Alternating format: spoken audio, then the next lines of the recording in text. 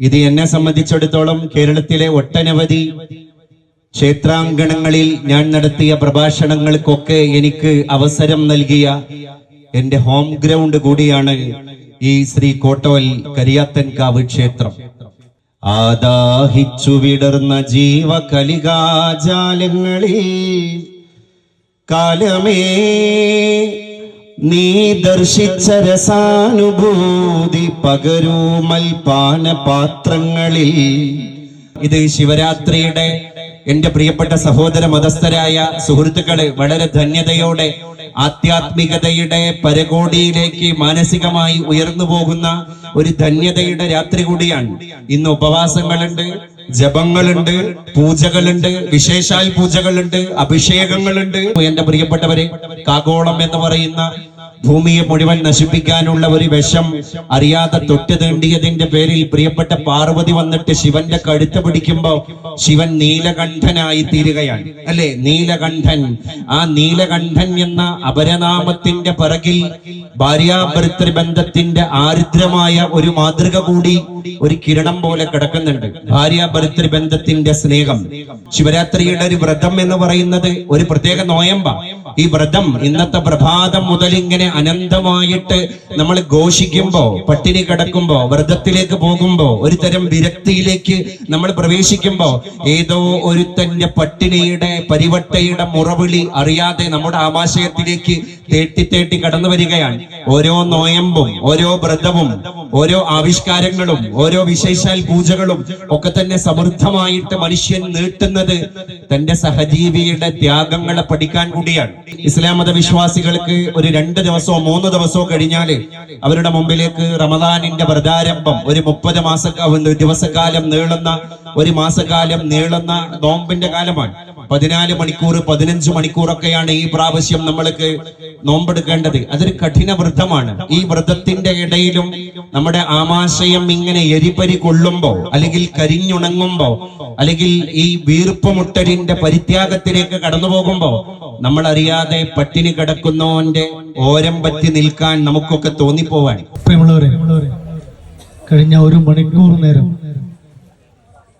ഏറ്റവും സാരസമ്പുഷ്ടമായ ഒരു പ്രഭാഷണത്തിലൂടെ, ഒരു പ്രഭാഷണം എന്നതിലുപരി നമുക്കൊരു മോട്ടിവേഷൻ ക്ലാസ് പോലെ അവതരിപ്പിച്ച മുനീറിന് വളരെ ഹൃദയംഗമായ ഭാഷയിൽ ആശംസ അർപ്പിക്കുകയാണ്.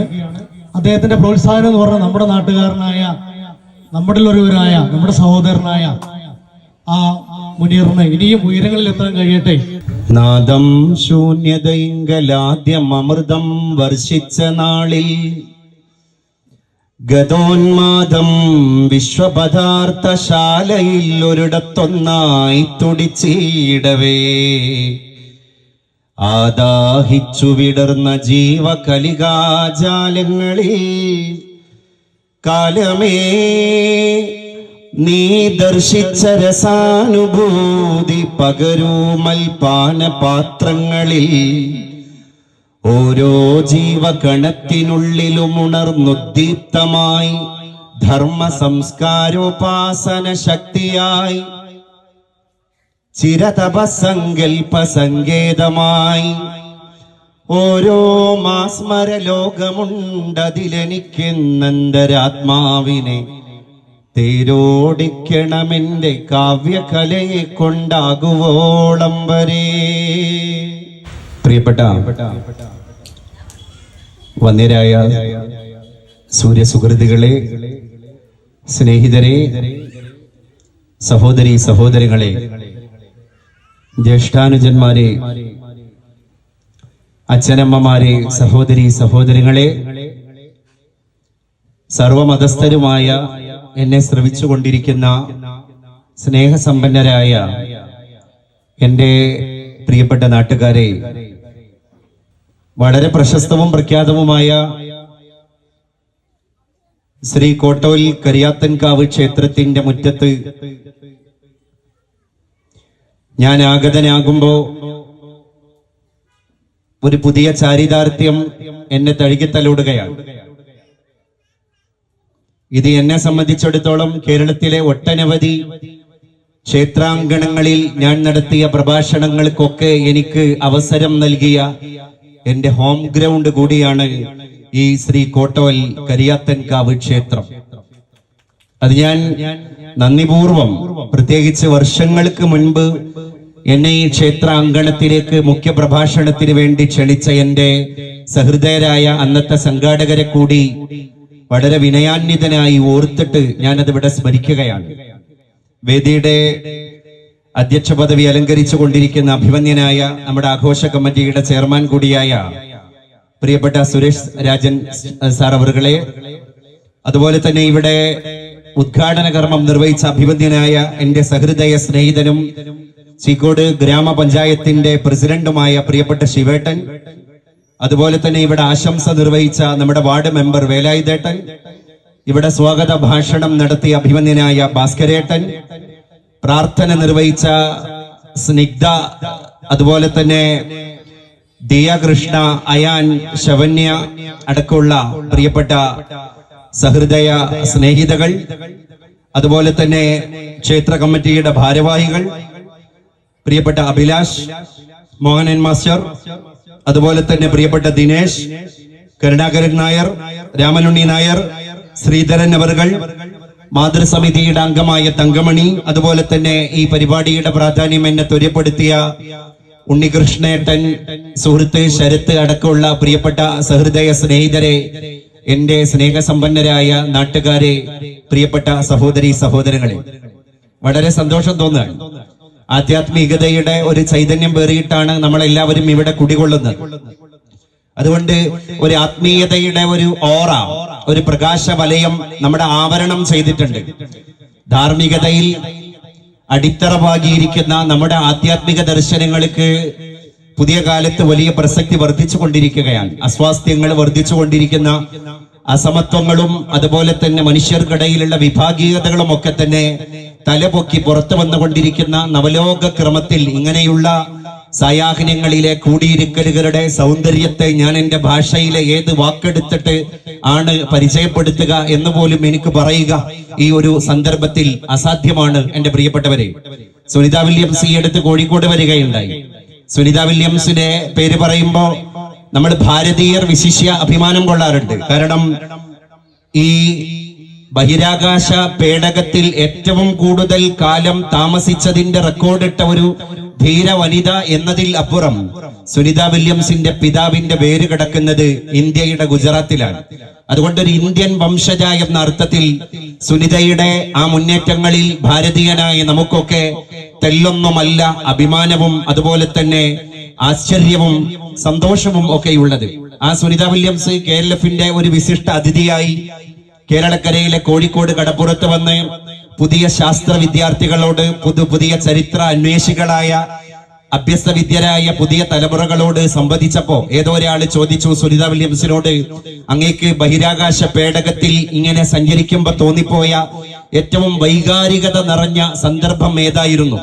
അതിന് സുനിത വില്യംസ് കൊടുത്തൊരു മറുപടി, ഞങ്ങള് ബഹിരാകാശ പേടകത്തിലൂടെ ഭൂമിയെ വലയം ചെയ്ത് ഇങ്ങനെ കറങ്ങിക്കൊണ്ടിരിക്കുമ്പോ ഭൂമി എന്ന ഈ ഗൃഹത്തിൽ താമസിക്കുന്ന ഓരോ മനുഷ്യരെയും സൂക്ഷ്മ മാപ്പിനികളിലൂടെ ഞങ്ങൾ നോക്കുമ്പോ എല്ലാവരും അവരവരുടെ ഓട്ടപ്പാച്ചിലുകൾക്കിടയിലാണ്. ഓരോ തിരക്കുകൾ, ഓരോ ബഹളങ്ങൾ. പക്ഷേ ഓരോരുത്തർക്കും ഓരോ ജാതിയും ഓരോ മതവും ഓരോ രാഷ്ട്രീയവും ഭിന്ന പ്രത്യയശാസ്ത്രങ്ങളും ഒക്കെയാണെങ്കിലും അവരൊക്കെ കൊള്ളുന്നത് ഒറ്റ മഴയാണ് എന്ന് ഞങ്ങൾ കാണുകയാണ്. അവരൊക്കെ ശ്വസിക്കുന്നത് ഒരേ ഒരു ഓക്സിജനാണ്. അവരൊക്കെ കുടിക്കുന്നത് ഒരേ ഭൂമിയിലെ വെള്ളമാണ്. അവരൊക്കെ ആഹരിക്കുന്നത് ഒരേ വയലിലെ ധാന്യങ്ങൾ തന്നെയാണ്. അപ്പൊ ഞങ്ങൾക്ക് ബോധ്യമായത് മനുഷ്യനെല്ലാം ഒന്ന് എന്ന ഒരു സത്യത്തെയും തന്നെയാണ്. പണ്ട് കവി പറയുകയുണ്ടായി, 1000 പക്ഷികൾ പാറിപ്പറന്നാലും ആകാശമൊന്നു തന്നെ, പുഷ്പങ്ങൾ1000 പൂത്തു വിടർന്നാലും ഉദ്യാനമൊന്നു തന്നെ, വേദങ്ങൾ1000 ഉണ്ടെങ്കിലും കർമ്മവേദാന്തമൊന്നു തന്നെ, വെവ്വേറെ ഭാഷകൾ ഓതിയാലും നമ്മളെല്ലാരും ഒന്നു തന്നെ. 1000 പക്ഷികൾ പാറിപ്പറക്കുമ്പോഴും ആ പക്ഷികളുടെയൊക്കെ ആരണ്യകം, ഉദ്യാനം അത് ഒന്ന് തന്നെയാണ്. പുഷ്പങ്ങളായിരം പൂത്തുവിടർന്നാലും ഇവിടത്തെ വസന്തം ഒന്ന് തന്നെയാണ്, പക്ഷികളുടെ ആകാശവും ഒന്ന് തന്നെയാണ്. വേദങ്ങൾ ഒരുപാട് ഈ ഭൂമിയിൽ നമുക്ക് കാണാം, പക്ഷേ കർമ്മവേദാന്തം എല്ലാവരുടെയും ഒന്ന് തന്നെയാണ്. വെവ്വേറെ ഭാഷകൾ നമുക്കുണ്ട്, വ്യത്യസ്ത വേഷങ്ങൾ നമുക്കുണ്ട്, പക്ഷേ ഒരർത്ഥത്തിൽ മനുഷ്യത്വത്തിന്റെ സത്ത തിരയുമ്പോ നമ്മളെല്ലാവരും ഒന്ന് തന്നെ എന്ന യാഥാർത്ഥ്യത്തെ നമുക്ക് പാർശ്വവൽക്കരിക്കാതെ ചേർത്ത് നിർത്താൻ സാധ്യമാവുകയാണ്. അപ്പൊ ഈ വികാരത്തിന്റെ കൂടെ നിൽക്കുക എന്നുള്ളതാണ്. വിശപ്പ് ഒരു വികാരമാണ്, സ്നേഹം ഒരു വികാരമാണ്. പഴയ കാലത്തൊക്കെ ഹൈന്ദവ ഭവനങ്ങളിൽ അത്യാവശ്യം സാമ്പത്തിക ശേഷിയൊക്കെ ഉള്ള ആളുകൾ ജീവിച്ചു കൊണ്ടിരിക്കുമ്പോൾ അവിടുത്തെ വല്യമ്മച്ചി വേദങ്ങളൊക്കെ പാരായണം ചെയ്തതിന്റെ ശേഷം അന്നത്തെ അത്തായ ഭക്ഷണം എല്ലാവരും കഴിച്ചു എന്ന് ഉറപ്പുവരുത്തി കഴിഞ്ഞാൽ വല്യമ്മച്ചി ചോദിക്കുന്ന ഒരു ചോദ്യമുണ്ട്, മകളെ, നമ്മുടെ വീട്ടുകാരെല്ലാവരും ഭക്ഷണം കഴിച്ചോ? ഇനി അന്നം ബാക്കിയുണ്ടെങ്കിൽ ഒരാൾ പുറത്തേക്ക് ഇറങ്ങണം. ആ രാത്രി ആ വീട്ടിൽ അവശേഷിക്കുന്ന ഭക്ഷണത്തിന്റെ ഭാഗതയം പിടിച്ചിട്ട് ആ വീട്ടിലെ ഒരു യുവാവോ അല്ലെങ്കിൽ കാരണോരോ തൊടിയിലേക്ക് ഇറങ്ങാൻ, ഇടവഴിയിലേക്ക് ഇറങ്ങാൻ. എന്നിട്ട് ഒരു ചോദ്യമാണ്, അത്തായ പ്രശ്നക്കാരുണ്ടോ എന്നൊരു വിളംബരമാണ്. അപ്പൊ അപ്പുറത്തെ വീട്ടിൽ നിന്ന് ആരോ ഒരാള് ആ ഉണ്ടേ എന്ന് മറുപടി പറയാൻ.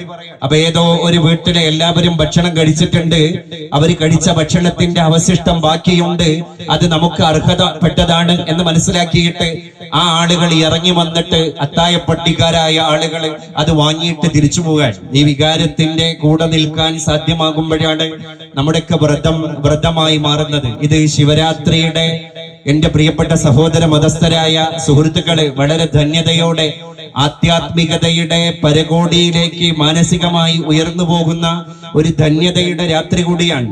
ഇന്ന് ഉപവാസങ്ങളുണ്ട്, ജപങ്ങളുണ്ട്, പൂജകളുണ്ട്, വിശേഷാൽ പൂജകളുണ്ട്, അഭിഷേകങ്ങളുണ്ട്. ശിവരാത്രിയുടെ ഒരു വ്രതം എന്ന് പറയുന്നത് ഒരു പ്രത്യേക നോയമ്പ. ഈ വ്രതം ഇന്നത്തെ പ്രഭാതം മുതൽ ഇങ്ങനെ അനന്തമായിട്ട് നമ്മൾ ഘോഷിക്കുമ്പോ, പട്ടിണി കിടക്കുമ്പോ, വ്രതത്തിലേക്ക് പോകുമ്പോ, ഒരു തരം വിരക്തിയിലേക്ക് നമ്മൾ പ്രവേശിക്കുമ്പോ ഏതോ ഒരുത്തന്റെ പട്ടിണിയുടെ പരിവട്ടയുടെ മുറവിളി അറിയാതെ നമ്മുടെ ആമാശയത്തിലേക്ക് തേട്ടി കടന്നു വരികയാണ്. ഓരോ നോയമ്പും ഓരോ വ്രതവും ഓരോ ആവിഷ്കാരങ്ങളും ഓരോ വിശേഷാൽ പൂജകളും ഒക്കെ തന്നെ സമൃദ്ധമായിട്ട് മനുഷ്യൻ നീട്ടുന്നത് തന്റെ സഹജീവിയുടെ ത്യാഗങ്ങളെ പഠിക്കാൻ കൂടിയാണ്. അതുകൊണ്ടാണ് സഹജീവി സ്നേഹത്തിന് ലോകത്ത് ഇത്രയും വലിയ പ്രസക്തിയും സമകാലിക പ്രസക്തിയും ഉണ്ടായത് എന്ന് നമ്മളൊക്കെ തിരിച്ചറിയണം. അന്യരോടുള്ള കരുതലല്ലാതെ മറ്റെന്താണ് ലോകത്തെ ഏറ്റവും മികച്ച രാഷ്ട്രീയം? അല്ലെ? നമ്മളൊക്കെ മെഡിക്കൽ കോളേജിലേക്ക് പാവപ്പെട്ട രോഗികൾക്കും അവരുടെ കൂട്ടിരിപ്പുകാർക്കും വേണ്ടി പൊതിച്ചോറ് കൊടുത്തു വിടുമ്പോ അത് പൊതിച്ചോറ് മാത്രല്ല, അത് സ്നേഹപ്പൊതി കൂടിയാണ്. തന്നതാരാണ് എന്ന് തിന്നവനും അറിയില്ല, തിന്നതാരാണ് എന്ന് തന്നവനും അറിയില്ല. പക്ഷെ രണ്ടുപേർക്കും അറിയുന്ന ഒരേ ഒരു വികാരമുണ്ട്, അത് വിശപ്പാണ്. വിശപ്പ് രണ്ടാൾക്കും അറിയാം. അപ്പൊ തന്നുവിട്ട ആൾക്ക് വിശപ്പില്ല, അദ്ദേഹം സമൃദ്ധമായി മൃഷ്ടാന്നം ഭക്ഷണം കഴിച്ച ആളാണല്ലോ. പക്ഷെ അത് സ്വീകരിക്കുന്ന ആൾക്ക് പട്ടിണിയുടെ ആഴം കണ്ട ആളാണ്, അത് അനുഭവിച്ച ആളാണ്. അപ്പൊ എങ്ങനെയാണ് രണ്ടുപേരും വിശപ്പ് എന്ന വികാരം ഉൾക്കൊള്ളുന്നവരാകുന്നത്? പട്ടിണി കിടക്കാതെ വയറ് നിറക്കുന്നവനും പാവപ്പെട്ടവനെ കാണുമ്പോൾ അവന്റെ വിശപ്പിന്റെ ഒരു ദൈന്യത, ഒരു വികാരം പോലെ ഉള്ളിൽ ഏറ്റുന്നുണ്ടെങ്കിൽ അവനും വിശപ്പ് എന്ന വികാരത്തിന്റെ കൂടെ നിൽക്കുന്നവനാണ്. അപ്പൊ നമ്മുടെ ഓരോ നോമ്പ്, ഇനി ഇസ്ലാം മത വിശ്വാസികൾക്ക് ഒരു 2 ദിവസമോ 3 ദിവസമോ കഴിഞ്ഞാല് അവരുടെ മുമ്പിലേക്ക് റമദാനിന്റെ വ്രതാരംഭം, ഒരു 30 ദിവസക്കാലം നീളുന്ന, ഒരു മാസക്കാലം നീളുന്ന നോമ്പിന്റെ കാലമാണ്.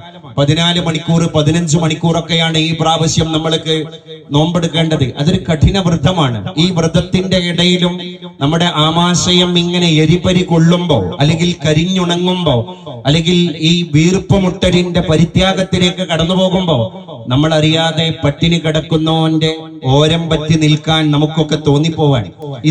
ഇതിലൂടെ ലഭ്യമാകുന്ന ഒരു ആത്മീയതയുടെ ഒരു പ്രകാശ കിരണമുണ്ട്. ആത്മീയത എന്നൊക്കെ പറയുന്നത് ഇങ്ങനെ രൂപപ്പെടുത്തേണ്ട ഒരു സാധനം കൂടിയാണ്. അപ്പൊ നമ്മളൊക്കെ മരിച്ചു പോകുന്നതിനെ പറ്റി ഇന്നത്തെ രാത്രി നമ്മളിങ്ങനെ ആലോചിച്ചു നോക്കൂ എന്റെ പ്രിയപ്പെട്ടവരെ. കാഗോളം എന്ന് പറയുന്ന ഭൂമിയെ മുഴുവൻ നശിപ്പിക്കാനുള്ള ഒരു വിഷം അറിയാതെ തൊട്ട് തീണ്ടിയതിന്റെ പേരിൽ പ്രിയപ്പെട്ട പാർവതി വന്നിട്ട് ശിവന്റെ കഴുത്ത് പിടിക്കുമ്പോ ശിവൻ നീലകണ്ഠനായി തീരുകയാണ്, അല്ലെ? നീലകണ്ഠൻ. ആ നീലകണ്ഠൻ എന്ന അപരനാമത്തിന്റെ പിറകിൽ ഭാര്യാഭർത്തൃ ബന്ധത്തിന്റെ ആർദ്രമായ ഒരു മാതൃക കൂടി ഒരു കിരണം പോലെ കിടക്കുന്നുണ്ട്. ഭാര്യാഭർത്തൃ ബന്ധത്തിന്റെ സ്നേഹം. അപ്പൊ മനുഷ്യനാര്? നമ്മുടെ സത്ത എന്ത്? നമ്മളിവിടെ ജീവിക്കുന്ന ഈ ജീവിതം അറിയാതെ മാഞ്ഞു പോകുന്നതാണ്. കുറച്ച് കഴിയുമ്പോൾ അത് പകുത്തു കൊടുക്കുകയാണ്.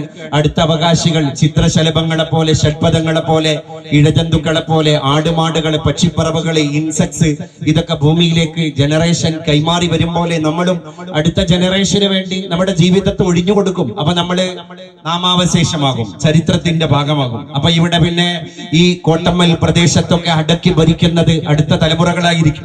അപ്പൊ ഈ ഇരിക്കുന്ന നമ്മളൊക്കെ തന്നെ ചരിത്രത്തിന്റെ ഭാഗമാകും. നമ്മള് ചരിത്രത്തിന്റെ തിരശീലകൾക്ക് അപ്പുറത്തേക്ക് കടന്നുപോകും. ആനന്ദ് എന്ന് പറയുന്ന എഴുത്തുകാരൻ, അദ്ദേഹം നല്ല തത്വചിന്തകനാണ്. ഒരുപാട് കഥയും നോവലുകളും ഒക്കെ ഭാരതത്തിന് സംഭാവന ചെയ്ത ഇരുത്തം എന്ന എഴുത്തുകാരനാണ് ആനന്ദ്. ആനന്ദ് പറയുകയുണ്ടായി, മനുഷ്യന്റെ ജീവിതത്തെ പറ്റി ഏത് നിമിഷവും വീണ് അളിഞ്ഞു പോകുന്ന ഒരു ശവശരീരത്തെ താങ്ങി നടക്കുന്ന പ്രതിഭാസമാണ് നമ്മുടെയൊക്കെ ഒരു ജീവിതം, അല്ലെ? ഏതു നിമിഷവും അളിഞ്ഞു പോകുന്ന, വീണ് അളിഞ്ഞു പോകുന്ന ഒരു ശവശരീരത്തെ നമ്മളിങ്ങനെ താങ്ങി നടക്കുകയാണ്. അക്ഷരാർത്ഥത്തിൽ നമ്മളെ പറ്റി ഒന്ന് ചിന്തിച്ചു നോക്ക്. നാരായണ ഗുരു പറയുന്നുണ്ട്, തൊലിയെലുമ്പ് മലം അന്തക്കലകളേന്തു മഹന്ത കാൺക പൊലിയും. ഇത് ഇവിടെ ശിവനും വേലായുധേട്ടനും ഒക്കെ സംസാരിക്കുകയുണ്ടായി, അല്ലെ? ജാതീയതയുടെ അസമത്വങ്ങൾക്കിടയിൽ വീർപ്പുമുട്ടിയ ഒരു പശ്ചാത്തല യുഗം നമുക്കൊക്കെ ഉണ്ടായിട്ടുണ്ട്. നീ അവർണൻ, ഞാൻ സവർണൻ എന്നൊക്കെ മുദ്ര കുത്തപ്പെട്ട ഈ വർഗവൽക്കരണത്തിന്റെ അവാന്തരതകള്, അസ്പൃശ്യതകള് കടന്നു വന്ന ഒരു കാലം നമ്മുടെയൊക്കെ നാടിനെ വല്ലാണ്ട് വീർപ്പ് മുട്ടിച്ചിട്ടുണ്ട്. പക്ഷെ ഇന്ന് നമ്മളൊന്ന് ആലോചിച്ച് നോക്കൂ എന്റെ പ്രിയപ്പെട്ടവരെ, അങ്ങനെ ജാതി എന്നോ, തൊലിയെന്നോ, വർണ്ണമെന്നോ, തറവാട് എന്നോ, ആഭിജാത്യമെന്നോ, കുലമഹിമയെന്നോ, മേൽവിലാസം എന്നോ ഒന്നും പറയാതെ എല്ലാവരും ഒരച്ഛന്റെ അമ്മയുടെ മക്കളെ പോലെ, ഒരു ജപമാലയിൽ കോർത്തിണക്കപ്പെട്ട മുത്തുമണികളെ പോലെ ഐക്യദാർഢ്യത്തോടുകൂടെ മുന്നോട്ട് പോകുന്ന ഈ സമത്വ സുന്ദരമായ ഈ സംസ്കൃതിയുടെ പേരാണ് മനുഷ്യത്വം എന്നൊക്കെ പറയുന്നത്. ഇതൊരു വികാരമായിട്ട് നമ്മൾ അതിനെ ഉൾക്കൊള്ളണം. അതുകൊണ്ടാണ് ഞാൻ പ്രകൃതിയിലെ ഓരോ ജീവജാലങ്ങളിലും ഈ അന്തസത്തകളെ നമ്മൾ തേടി കണ്ടെത്തണം. ഈ നവരത്ന മഞ്ജരിയിൽ പറയുന്നുണ്ട്, മീനായതും ഭവതി മാനായതും ജനനി നീനാഗവും നഗഗം നീനാമ രൂപമതിൽ നാനാവിധ പ്രകൃതി മാനായി നിന്നറിയുമീ ജ്ഞാനായതും ഭവതി ഹേനാദ രൂപിണി അഹോ നാടകം നിഖിലവും. അല്ലെ? ലോകത്തിന്റെ ഏത് സത്തയെ നമ്മൾ അന്വേഷിച്ചാലും ഒരു രസതന്ത്രത്തിലേക്ക് നമ്മൾ അറിയാതെ കടന്നു പോവുകയാണ്.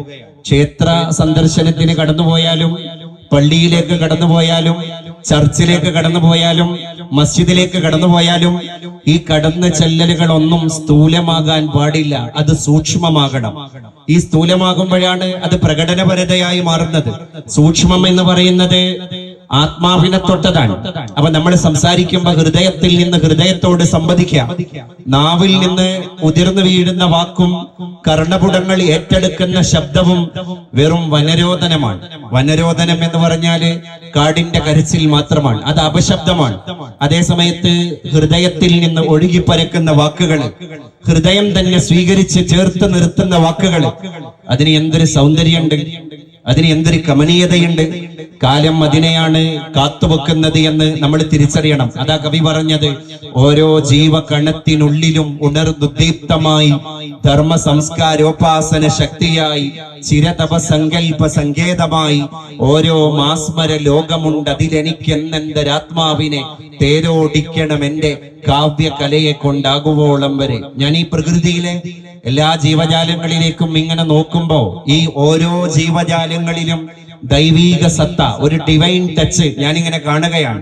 അപ്പൊ ഉറുമ്പിനെ കാണുമ്പോ, ചിത്രശലഭങ്ങളെ കാണുമ്പോ, ഷഡ്പദങ്ങളെ കാണുമ്പോ, ഇഴജന്തുക്കളെ കാണുമ്പോ, മിണ്ടാപ്രാണികളെ കാണുമ്പോ, സസ്യലതാദികളെ കാണുമ്പോ, തേനീച്ചയെ കാണുമ്പോ, ആടുമാടുകളെ കാണുമ്പോ, ഇഴജന്തുക്കളെ കാണുമ്പോ എനിക്ക് ഒരു ദൈവീകത, അല്ലെങ്കിൽ ഇതിലൊക്കെ ഒരു ദൈവത്തിന്റെ സ്പർശം കുടികൊള്ളുന്നുണ്ടല്ലോ എന്ന് ഞാൻ അറിയാതെ തിരിച്ചു അറിയുകയാണ്. അപ്പൊ നമ്മൾ ഉത്ഭുതമായത് എന്തിൽ നിന്നാണ്? ഒരു ഇൻസിഗ്നിഫിക്കന്റ് സ്പേം, അല്ലെ? നമ്മളൊക്കെ ഒരു വളരെ നിസ്സാരം, അല്ലെങ്കിൽ അമ്ളം, വളരെ നിസ്സാരം എന്ന് പറഞ്ഞ് നമ്മൾ മാറ്റി നിർത്തുന്ന ഒരു ഗ്ലിങ്കിങ് സൈഗോട്ട്, ഒരു ഒട്ടിപ്പിടിക്കുന്ന ഇന്ദ്രിയ തുള്ളിയിൽ നിന്ന് ഭൂലോകത്തേക്ക് കടന്നു വന്ന ആളുകളാണ്. അതാണ് ഇൻസിഗ്നിഫിക്കന്റ് സ്പേം. വളരെ നിസ്സാരം എന്ന് മനുഷ്യൻ പറഞ്ഞ, ഈ മോണിറ്റർ ഒന്ന് തുറക്കണേ, ബേസ് ഒന്ന് കൂട്ടണേ. വളരെ നിസ്സാരം എന്ന് മനുഷ്യൻ പറഞ്ഞ ഈ സ്പേം ഒരു ഇന്ദ്രിയ തുള്ളിയിൽ നിന്ന് ഇപ്പൊ നമ്മൾ രൂപപ്പെട്ട ഈ ഒരു ആവിഷ്കാരത്തെ പറ്റി ഒന്ന് ചിന്തിച്ചു നോക്കൂ എന്റെ പ്രിയപ്പെട്ടവരെ. നമ്മുടെ തലച്ചോറ് ആ ഇൻസിഗ്നിഫിക്കന്റ് സ്പേമിൽ നിന്നുണ്ടായതാണ്. ആ ഒരു ഇന്ദ്രിയത്തുള്ളിയിൽ നിന്ന് നമ്മുടെ പല്ല്, നമ്മുടെ നാസാരന്ധ്രം, നമ്മുടെ കർണപുടം, നമ്മുടെ അധരം, നമ്മുടെ ജിഹ്വ, നമ്മുടെ ഹസ്തം, നമ്മുടെ പാദം, നമ്മുടെ ജഠരം, അതിന്റെ അകത്തുള്ള വൻകുടല്, ചെറുകുടല്, ആമാശയം, മലാശയം, അതുപോലെ തന്നെ മൂത്രാശയം, അല്ലെ, ബ്രെയിന്, ഇതൊക്കെ ആലോചിച്ചു നോക്കൂ. ഒരു വളരെ നിസ്സാരം എന്ന് മുദ്ര കുത്തപ്പെട്ട ഒരു ഇന്ദ്രിയ കണികയിൽ നിന്ന് പുറത്തേക്ക് വന്നതാണ്. അതാണ് തൊലിയലുമ്പ് മലം അന്ധകലകളേന്തു മഹന്ത കാൺക പൊലിയും ഇത്. അപ്പൊ ഇത് വെച്ചിട്ട് നമ്മളെ പഠിക്കുകയാണ്. ഞാൻ എന്നെ തിരിച്ചറിഞ്ഞു കഴിഞ്ഞാൽ ഞാൻ ഒരാളെയും കുറ്റപ്പെടുത്തില്ല ഈ ലോകത്ത്. പിന്നെ ഒരാളെ ഡീഗ്രേഡ് ചെയ്യാൻ എനിക്ക് എന്ത് അവകാശമാണുള്ളത്, എന്ത് അധികാരമാണുള്ളത്? ഇപ്പൊ അടുത്തല്ലേ വടകരക്കടുത്ത് പ്രിയപ്പെട്ട ദീപക് എന്ന് പറയുന്ന 42 വയസ്സുള്ള ഒരു ചെറുപ്പക്കാരൻ മനസ്താപം വന്നിട്ട് തന്റെ അഭിമാനം സോഷ്യൽ മീഡിയയിലൂടെ പിച്ചി ചീന്തപ്പെട്ടു എന്ന് ബോധ്യപ്പെട്ടപ്പോ ഒരു കഷ്ണം കയറിൽ രാത്രിക്ക് രാത്രി ആത്മാഹുതി ചെയ്യുകയാണ്. അതിന്റെ കാരണം എന്തായിരുന്നു? ഒരു ബാലിശമായ ചിന്ത കൊണ്ട് ഒരു സഹോദരി ഒറ്റ സ്നാപ്പിൽ അവരുടെ മൊബൈൽ ഫോണിൽ ഒരു ക്ലിക്കിൽ ഒപ്പിയെടുത്ത ഒരു വീഡിയോ വൈറലായി. അവൾ സോഷ്യൽ മീഡിയ പ്ലാറ്റ്ഫോമിലേക്ക് ഇട്ടുകൊടുത്തു. അത് കത്തി. നമ്മൾ കത്തി എന്നല്ലേ പുതിയ ഇൻസ്റ്റാ കമ്മ്യൂണിറ്റിയുടെ ഭാഷ തന്നെ. ഒരു ഇൻസ്റ്റാഗ്രാമിൽ ഒരു വീഡിയോ വൈറലായാല് പുതിയ കുട്ടികൾ അതിന് പ്രയോഗിക്കുന്ന പ്രയോഗം തന്നെ കത്തി എന്നാണ്. അതിനെ ഒന്നുകൂടി അടിവരയിട്ട് നോക്കൂ. ഈ കത്താറുള്ളത് എന്താണ്? പെട്രോളാണ്, മണ്ണെണ്ണയാണ്, ഡീസലാണ്. പെട്രോൾ നിറച്ച ടാങ്ക് വഹിച്ചുകൊണ്ടിരിക്കുന്ന ഒരു ലോറി എടവണ്ണപ്പാറ ടൗണിലൂടെ പൊതുനിരത്തിലൂടെ യാത്ര ചെയ്യുമ്പോ അതിന്റെ പിറകിൽ വണ്ടക്ക നിരത്തി എഴുതി വെച്ചിട്ടുണ്ടാകും, ഇത് ഹൈലി ഇൻഫ്ലെയിമബിൾ ആണ്, ഇത് എപ്പോഴും കത്താൻ സാധ്യതയുള്ള വാതകമാണ്, അതുകൊണ്ട് നിങ്ങൾ ദൂരം പാലിക്കണം, അകലം പാലിക്കണം. ഞാൻ ചോദിക്കട്ടെ, ഇൻസ്റ്റയിൽ നമ്മളിട്ട ഒരു വീഡിയോയേക്കാൾ കത്താൻ മാത്രം കെൽപ്പൊന്നും പുതിയ ഹൈലി ഇൻഫ്ലെയിമബിൾ ആയ പെട്രോളിയം ഉൽപ്പന്നങ്ങൾക്കൊന്നും ഇല്ല എന്ന് പുതിയ സോഷ്യൽ മീഡിയ കാലം എന്നെയും നിങ്ങളെയും തെரியപ്പെടുത്തിക്കൊണ്ടിരിക്കുകയാണ്. അവിടെയാണ് ദീപകിന്റെ ആത്മഹത്യയിലേക്ക് വഴി നടത്തിയ ഘടകം. ഒരൊറ്റ ഇൻസ്റ്റയിലൂടെ ഒരു പെൺകുട്ടി അശ്രദ്ധമായി വലിച്ചിട്ട ഒരു വീഡിയോ ക്ലിപ്പാണ്. കാരണം ഒരു മനുഷ്യന്റെ അഭിമാനത്തിന് മുറിവേറ്റു, വ്രണം സംഭവിച്ചു. അവൻ വ്രണിത മനസ്സുമായിട്ട്, അല്ലേ, അവനെ ഏറ്റവും പരിക്ക് പറ്റിയ ഹൃദയം പേറിയിട്ട് ജീവിക്കാൻ, എന്റെ ആത്മാഭിമാനം ജനങ്ങൾക്ക് ഇടയിൽ പിച്ചു ചീന്തപ്പെട്ട് കഴിഞ്ഞാൽ പിന്നെ ഞാൻ ജീവിക്കുന്നതിൽ എന്റെ അർത്ഥാണുള്ളത്. കാരണം പാരതന്ത്ര്യം മാനികൾക്ക് മൃതിയേക്കാൾ ഭയാനകം എന്നാണ് നമ്മളൊക്കെ പാടിപ്പടിച്ച കവിതാശകലം. ഈ അഭിമാനത്തെക്കാൾ ഒരു മനുഷ്യൻ വില കൊടുക്കുന്ന ഒരു ഘടകം ലോകത്ത് വേറെ ഏതാണ്? അതുകൊണ്ട് ആത്മാഭിമാനിയാണ് എല്ലാ മനുഷ്യനും, ആത്മാഭിമാനമുള്ളവരാണ്. നമ്മുടെ വാക്ക് ഒരാളെ ഡീഗ്രേഡ് ചെയ്യുന്ന വാക്കുകളാകരുത്. ഇന്ന് സോഷ്യൽ മീഡിയ കാലമാണ്. ഇതൊരു മനോഹരമായ സാംസ്കാരിക സദസ്സിന്റെ മുറ്റത്താണ് ഞാനും നിങ്ങളൊക്കെ ഇരിക്കുന്നത്. എന്റെ പ്രിയപ്പെട്ടവരെ, ബൈബിളിൽ ഒരു വചനമുണ്ട്, വാക്ക് ഒരു വിത്താണ്. വാക്ക് എങ്ങനെ വിത്തായത്? വാക്ക് വിത്താണ് എന്ന് പറഞ്ഞത് പഴമാണ് എന്നല്ല. നമ്മളൊരു പപ്പായ, അതൊരു പഴമാണ്. ആ പപ്പായ കടിച്ചാൽ അപ്പാടെ തീർന്നുപോയി, പിന്നെ അതില്ല. പക്ഷെ പപ്പായയുടെ ജഠരത്തിൽ കിടക്കുന്ന ഒരു വിത്ത്, അത് പപ്പായയെ പോലെയല്ല, അതങ്ങനെ തീരുന്നില്ല. നമ്മുടെ പ്രിയപ്പെട്ട അമ്മ പപ്പായയുടെ മൂത്ത പപ്പായയുടെ കുരു എടുത്തിട്ട് തൊടിയിലേക്ക് പോയി തൂമ്പായ എടുത്ത് മൺവെട്ടി എടുത്തിട്ട് കുഴി വെട്ടി ആ കുഴിയിലേക്ക് അതിനെ സന്നിവേശിപ്പിക്കുകയാണ്, നിക്ഷേപിക്കുകയാണ്. എന്നിട്ട് കുഴി മൂടുകയാണ്. അതിന്റെ മുകളിൽ ഉദകം ചാർത്തും പോലെ വെള്ളം തെളിക്കുകയാണ്. ആഴ്ചകൾ കഴിയുമ്പോ പപ്പായയുടെ വിത്ത് പുതിയ മുകുളമായി തരളിതമാവുകയാണ്. ഭൂമിയിലേക്ക് പുതിയ നാമ്പായിട്ട് മുളപൊട്ടുകയാണ്. മാസങ്ങൾ കഴിയുമ്പോ ഒരു പപ്പായയുടെ പുതിയ സസ്യം അവിടെ രൂപപ്പെടുകയാണ്. വർഷം കഴിയുമ്പോ ഒരു പപ്പായ മരമാകുന്ന തരുനികരം ഭൂമിയുടെ തണലാവുകയാണ്. ഇനി എത്ര സഹസ്രാബ്ദങ്ങൾക്കാണ് അത് തണലൊരുക്കുന്നത്, അത് മധുരം നൽകുന്നത്, അത് പഴമൊരുക്കുന്നത്, അല്ലേ? അപ്പൊ വിത്ത് പഴത്തെ പോലെയല്ല, അത് തിന്നാൽ അപ്പാടെ തീരില്ല. അതിന് പകരം തലമുറകൾക്ക് തണൽ നൽകുന്ന, മധുരം നൽകുന്ന ഒരു പ്രതിഭാസമാണ്. നമ്മൾ സോഷ്യൽ മീഡിയയിൽ ഉച്ചരിച്ചു പോകുന്ന ഒരു വാക്ക്, അത് നല്ലതാണെങ്കിലും തീയതാണെങ്കിലും അതൊരു വിത്ത് പോലെയാണ്. നമ്മൾ മരിച്ചു കഴിഞ്ഞാലും ദശാബ്ദങ്ങളോളം ആന്തോളനം, അനുരണനം സൃഷ്ടിച്ചുകൊണ്ടിരിക്കുന്ന ഒരു പ്രതിഭാസമാണ് വാക്ക്. അതുകൊണ്ടാണ് വേദങ്ങളിലൊക്കെ പറയുന്നത്, ക്രോധാത് ഭവതി സമ്മോഹ, സമ്മോഹ സ്മൃതി വിഭ്രമ, സ്മൃതി വിഭ്രമ ബുദ്ധിനാശോ, ബുദ്ധിനാശോ പ്രാണശ്യതി. ക്രോധം, ദേഷ്യം പിടിച്ചിട്ട് നമ്മൾ എന്തെങ്കിലും എഴുതിയാൽ, ദേഷ്യം പിടിച്ചിട്ട് നമ്മൾ ആരോടെങ്കിലും എന്തെങ്കിലും ഒന്ന് പറഞ്ഞു പോയാൽ അത് ദശാബ്ദങ്ങളോളം നിലനിൽക്കുന്ന പ്രതിഭാസമാണ്. അതിനെ നമ്മൾ തിരിച്ചറിയണം. അതുകൊണ്ടാണ് ചരിത്രം പറഞ്ഞത്, നന്നല്ല ദേഹം നിമിത്തം മഹാമോഹം. കവി പറയുന്നുണ്ട്, നന്നല്ല ജന്തുക്കൾ ഭക്ഷിച്ചു കാഷ്ടിച്ചു പോകില്ല, വെന്തു വെണ്ണീറായി ചമഞ്ഞു പോകിടിന, മണ്ണിനു കീഴെ കൃമികളായി മാറിന, നന്നല്ല ദേഹം നിമിത്തം മഹാമോഹം. അങ്ങനെയാ കവി പറയുന്നത്. നമ്മളൊക്കെ ഭൂമിയില് ജന്തുക്കൾ ഭക്ഷിച്ചു പോകാനുള്ള കൃമിക്കീടങ്ങളാണ്, അല്ലെ? മണ്ണിനോട് ചേർന്ന് നിൽക്കേണ്ട ആളുകളാണ്, അല്ലെങ്കിൽ ഭസ്മങ്ങളാണ്, അല്ലെങ്കിൽ ചാരങ്ങളാണ്. ഇങ്ങനെയൊക്കെ ആയിത്തീരാനുള്ള മനുഷ്യൻ എങ്ങനെയാണ് മറ്റൊരാള് നീ അവൻ ഞാൻ ഇവൻ എന്ന് പറഞ്ഞ് ഈ തരതമ ഭേദങ്ങൾ സൃഷ്ടിക്കുന്നതിൽ എന്താ അർത്ഥമാണ് ഉള്ളത്? ജീവിതം അങ്ങനെയാണ്. കഭി ഹസ്നാ ഹേ ഔർ കഭി റോനാ ഹേ, ജീവൻ സുഖ ദുഃഖ കാ സംഗം ഹേ. കുറെ ചിരിക്കുന്നു, കുറെ കരയുന്നു. അതുകൊണ്ട് ജീവൻ സുഖ ദുഃഖ കാ സംഗം ഹേ. ജീവിതം എന്ന് പറയുന്നത് സുഖ ദുഃഖങ്ങളുടെ സമ്മേളനമാണ്. കുറെ ആളുകൾക്ക് സുഖം ഉണ്ടാകും, കുറെ ആളുകൾക്ക് ദുഃഖം ഉണ്ടാകും. സുഖത്തിനുണ്ടാകും സഖിമാരനേകം, ദുഃഖത്തിനോ പുനരാരുമില്ല. പണ്ട് യേശുദാസ് പാടിയ പാട്ട് നമ്മുടെ കർണപുടങ്ങളിൽ ഇന്നും മലതല്ലും പോലെ നമുക്ക് തോന്നുന്നുണ്ടല്ലോ. ചിരിക്കുമ്പോൾ കൂടെ ചിരിക്കാൻ 1000 പേർ വരും, കരയുമ്പോൾ കൂടെ കരയാൻ നിന്നിഴൽ മാത്രം വരും. അല്ലേ? നമ്മളൊക്കെ ചിരിക്കുമ്പോ ആഹ്ലാദ നൃത്തം ചവിട്ടുമ്പോ നമ്മുടെ കൂടെ ആടി തിമിർക്കാൻ ഒരുപാട് ആളുകളുണ്ടാകും. പക്ഷെ നമ്മൾ രോഗിയായി, ഏകാന്തതയുടെ കൂട്ടുകാരനായി, ശയ്യ അവലംബിയായി, ബെഡ് റിഡനായി, സിക്കായിട്ട് കിടക്കുമ്പോ ഒരാൾ പോലും ഉണ്ടാകുമല്ലോ. ഇത് മെഡിസിൻ എടുത്തു തരാൻ പോലും ചിലപ്പോ ഒരു ഉറ്റവനെ ഉടയവനെ തിരയേണ്ട ഗതികേടിലേക്ക് മനുഷ്യൻ രൂപമാറ്റം സംഭവിക്കുന്നതിനെ പറ്റി ഈ ലോകത്ത് ഇരുന്നിട്ട് നമ്മളിങ്ങനെ ചിന്തിക്കുമ്പോ എനിക്ക് പിന്നെ ആരെയാണ് കുറ്റപ്പെടുത്താൻ കഴിയുക എന്നൊരു ആത്മീയതയുടെ ശകലം നമ്മുടെ ഉള്ളിലേക്ക് വിരുന്നു വരാണ്. അതാണ് പ്രകാശം, അതാണ് ഹൃദയത്തിന്റെ കിരണം എന്നൊക്കെ പറയുന്നത്. അപ്പൊ ബന്ധങ്ങളെ പലപ്പോഴും മെയിൻറ്റെയിൻ ചെയ്യാൻ വേണ്ടിയാണ് ഈ സാംസ്കാരിക പരിപാടിയൊക്കെ നമ്മൾ നടത്തുന്നത്. ഈ പ്രാവശ്യവും നമ്മൾ അതിബൃഹത്തായ രീതിയിൽ നമ്മുടെ സാംസ്കാരിക പരിപാടിയുടെ കൊട്ടിഘോഷം നിർവഹിച്ചു. നിങ്ങൾ എല്ലാവരും ആബാലവൃദ്ധം വരുന്ന ജനതതി ഒരു ഗ്രാമോത്സവം പോലെ, ഒരു പെരുന്നാൾ പോലെ, ഒരു ഫെസ്റ്റിവൽ പോലെ ഇതിനെ സെലിബ്രേറ്റ് ചെയ്തുകൊണ്ടിരിക്കുകയാണ്. ഇത് മനുഷ്യത്വത്തിന് പുതിയ ഇന്ത്യയിലുള്ള വളരെ റെലവന്റ് ആയ പ്രസക്തിയെ വിളിച്ചോതുന്ന ഒരു സത്യം കൂടിയാണ് ഈ കൂടിച്ചേരൽ എന്റെ പ്രിയപ്പെട്ടവരെ. അതുകൊണ്ട് ബന്ധങ്ങളൊക്കെ ഇരുമ്പ് യന്ത്രം പോലെയാണ് എന്ന് പറയാറുണ്ട് ബുദ്ധിജീവികൾ. ഈ ഇരുമ്പ് യന്ത്രത്തിന് പ്രത്യേകത എന്താണ്?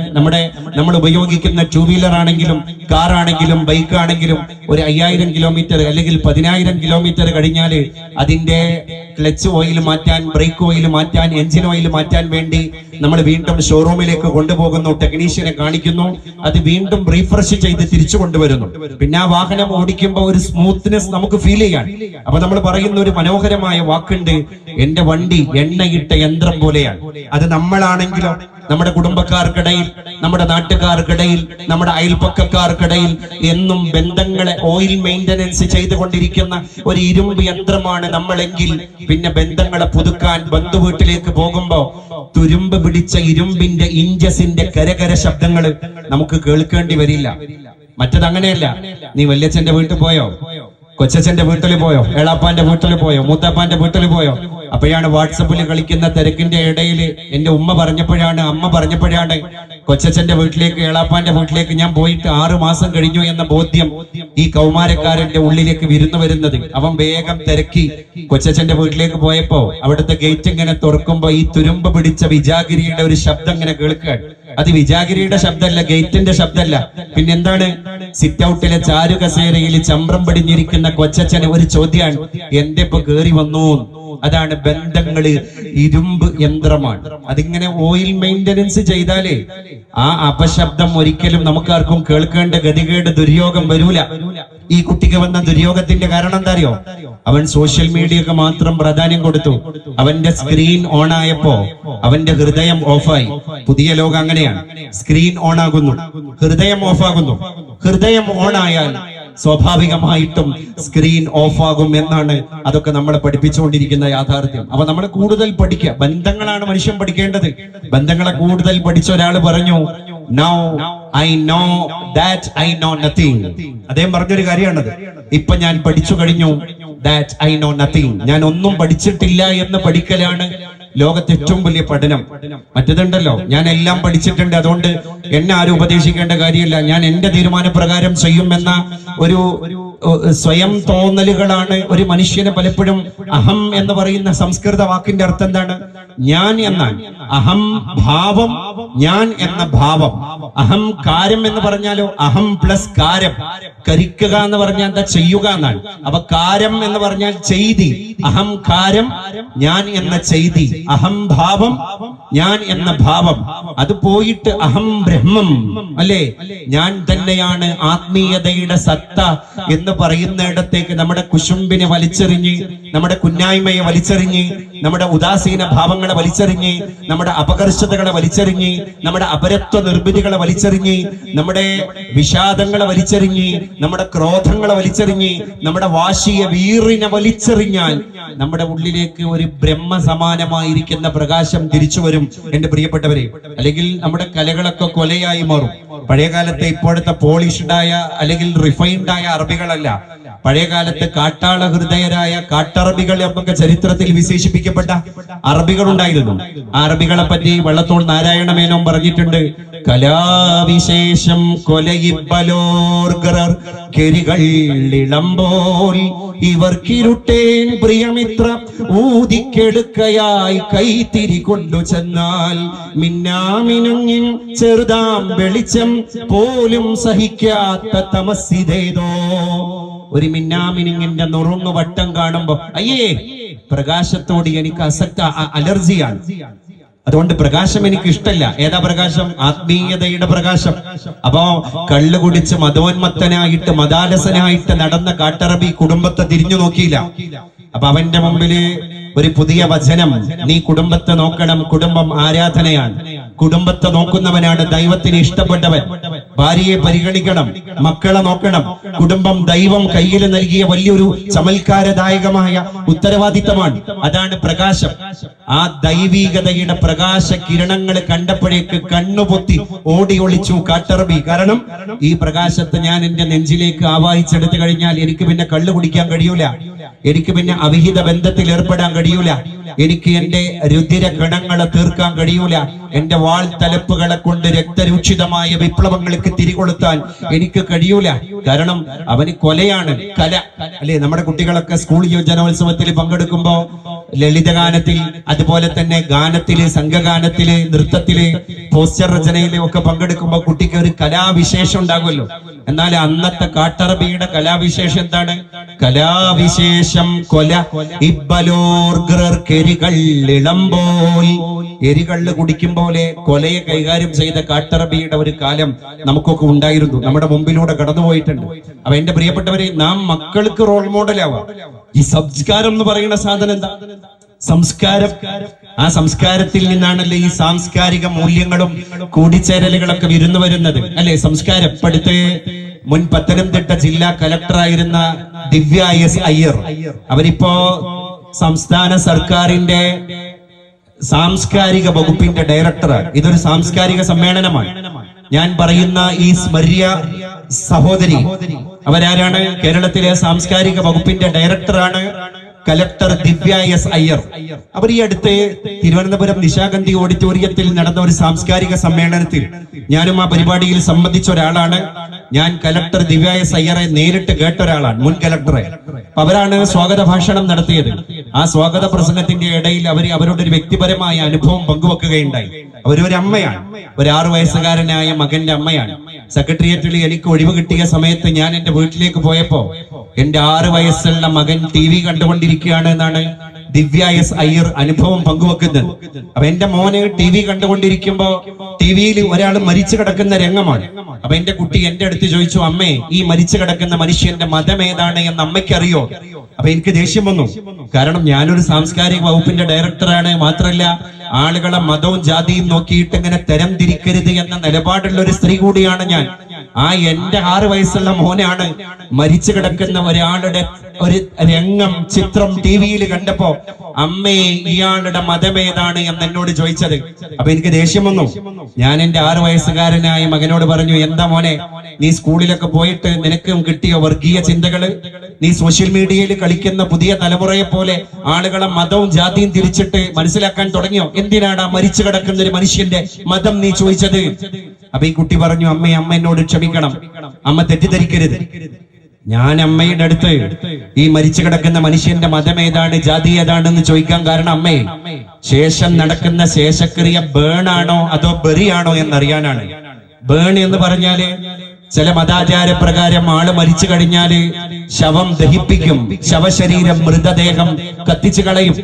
ചില മതാചാര പ്രകാരം മൃതദേഹം മണ്ണിലേക്ക് ഇറക്കി വെച്ചിട്ട് മണ്ണോട് ചേർത്തി വെച്ചിട്ട് സംസ്കരിക്കും.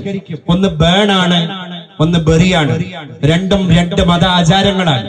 രണ്ടിനെയും നമ്മൾ ബഹുമാനിക്കണം അമ്മേ, രണ്ടിനും അതിന്റെ പ്രാധാന്യം കൊടുക്കണം അമ്മേ. ഈ മനുഷ്യന്റെ മതമേതെന്നറിഞ്ഞാലാണ് ഇദ്ദേഹത്തിന്റെ ശേഷക്രിയയുടെ സംസ്കാരം ഏത് എന്ന് എനിക്ക് മനസ്സിലാക്കാൻ കഴിയുള്ളൂ അമ്മേ. ഞാൻ അതിന് ചോദിച്ചതാണ്.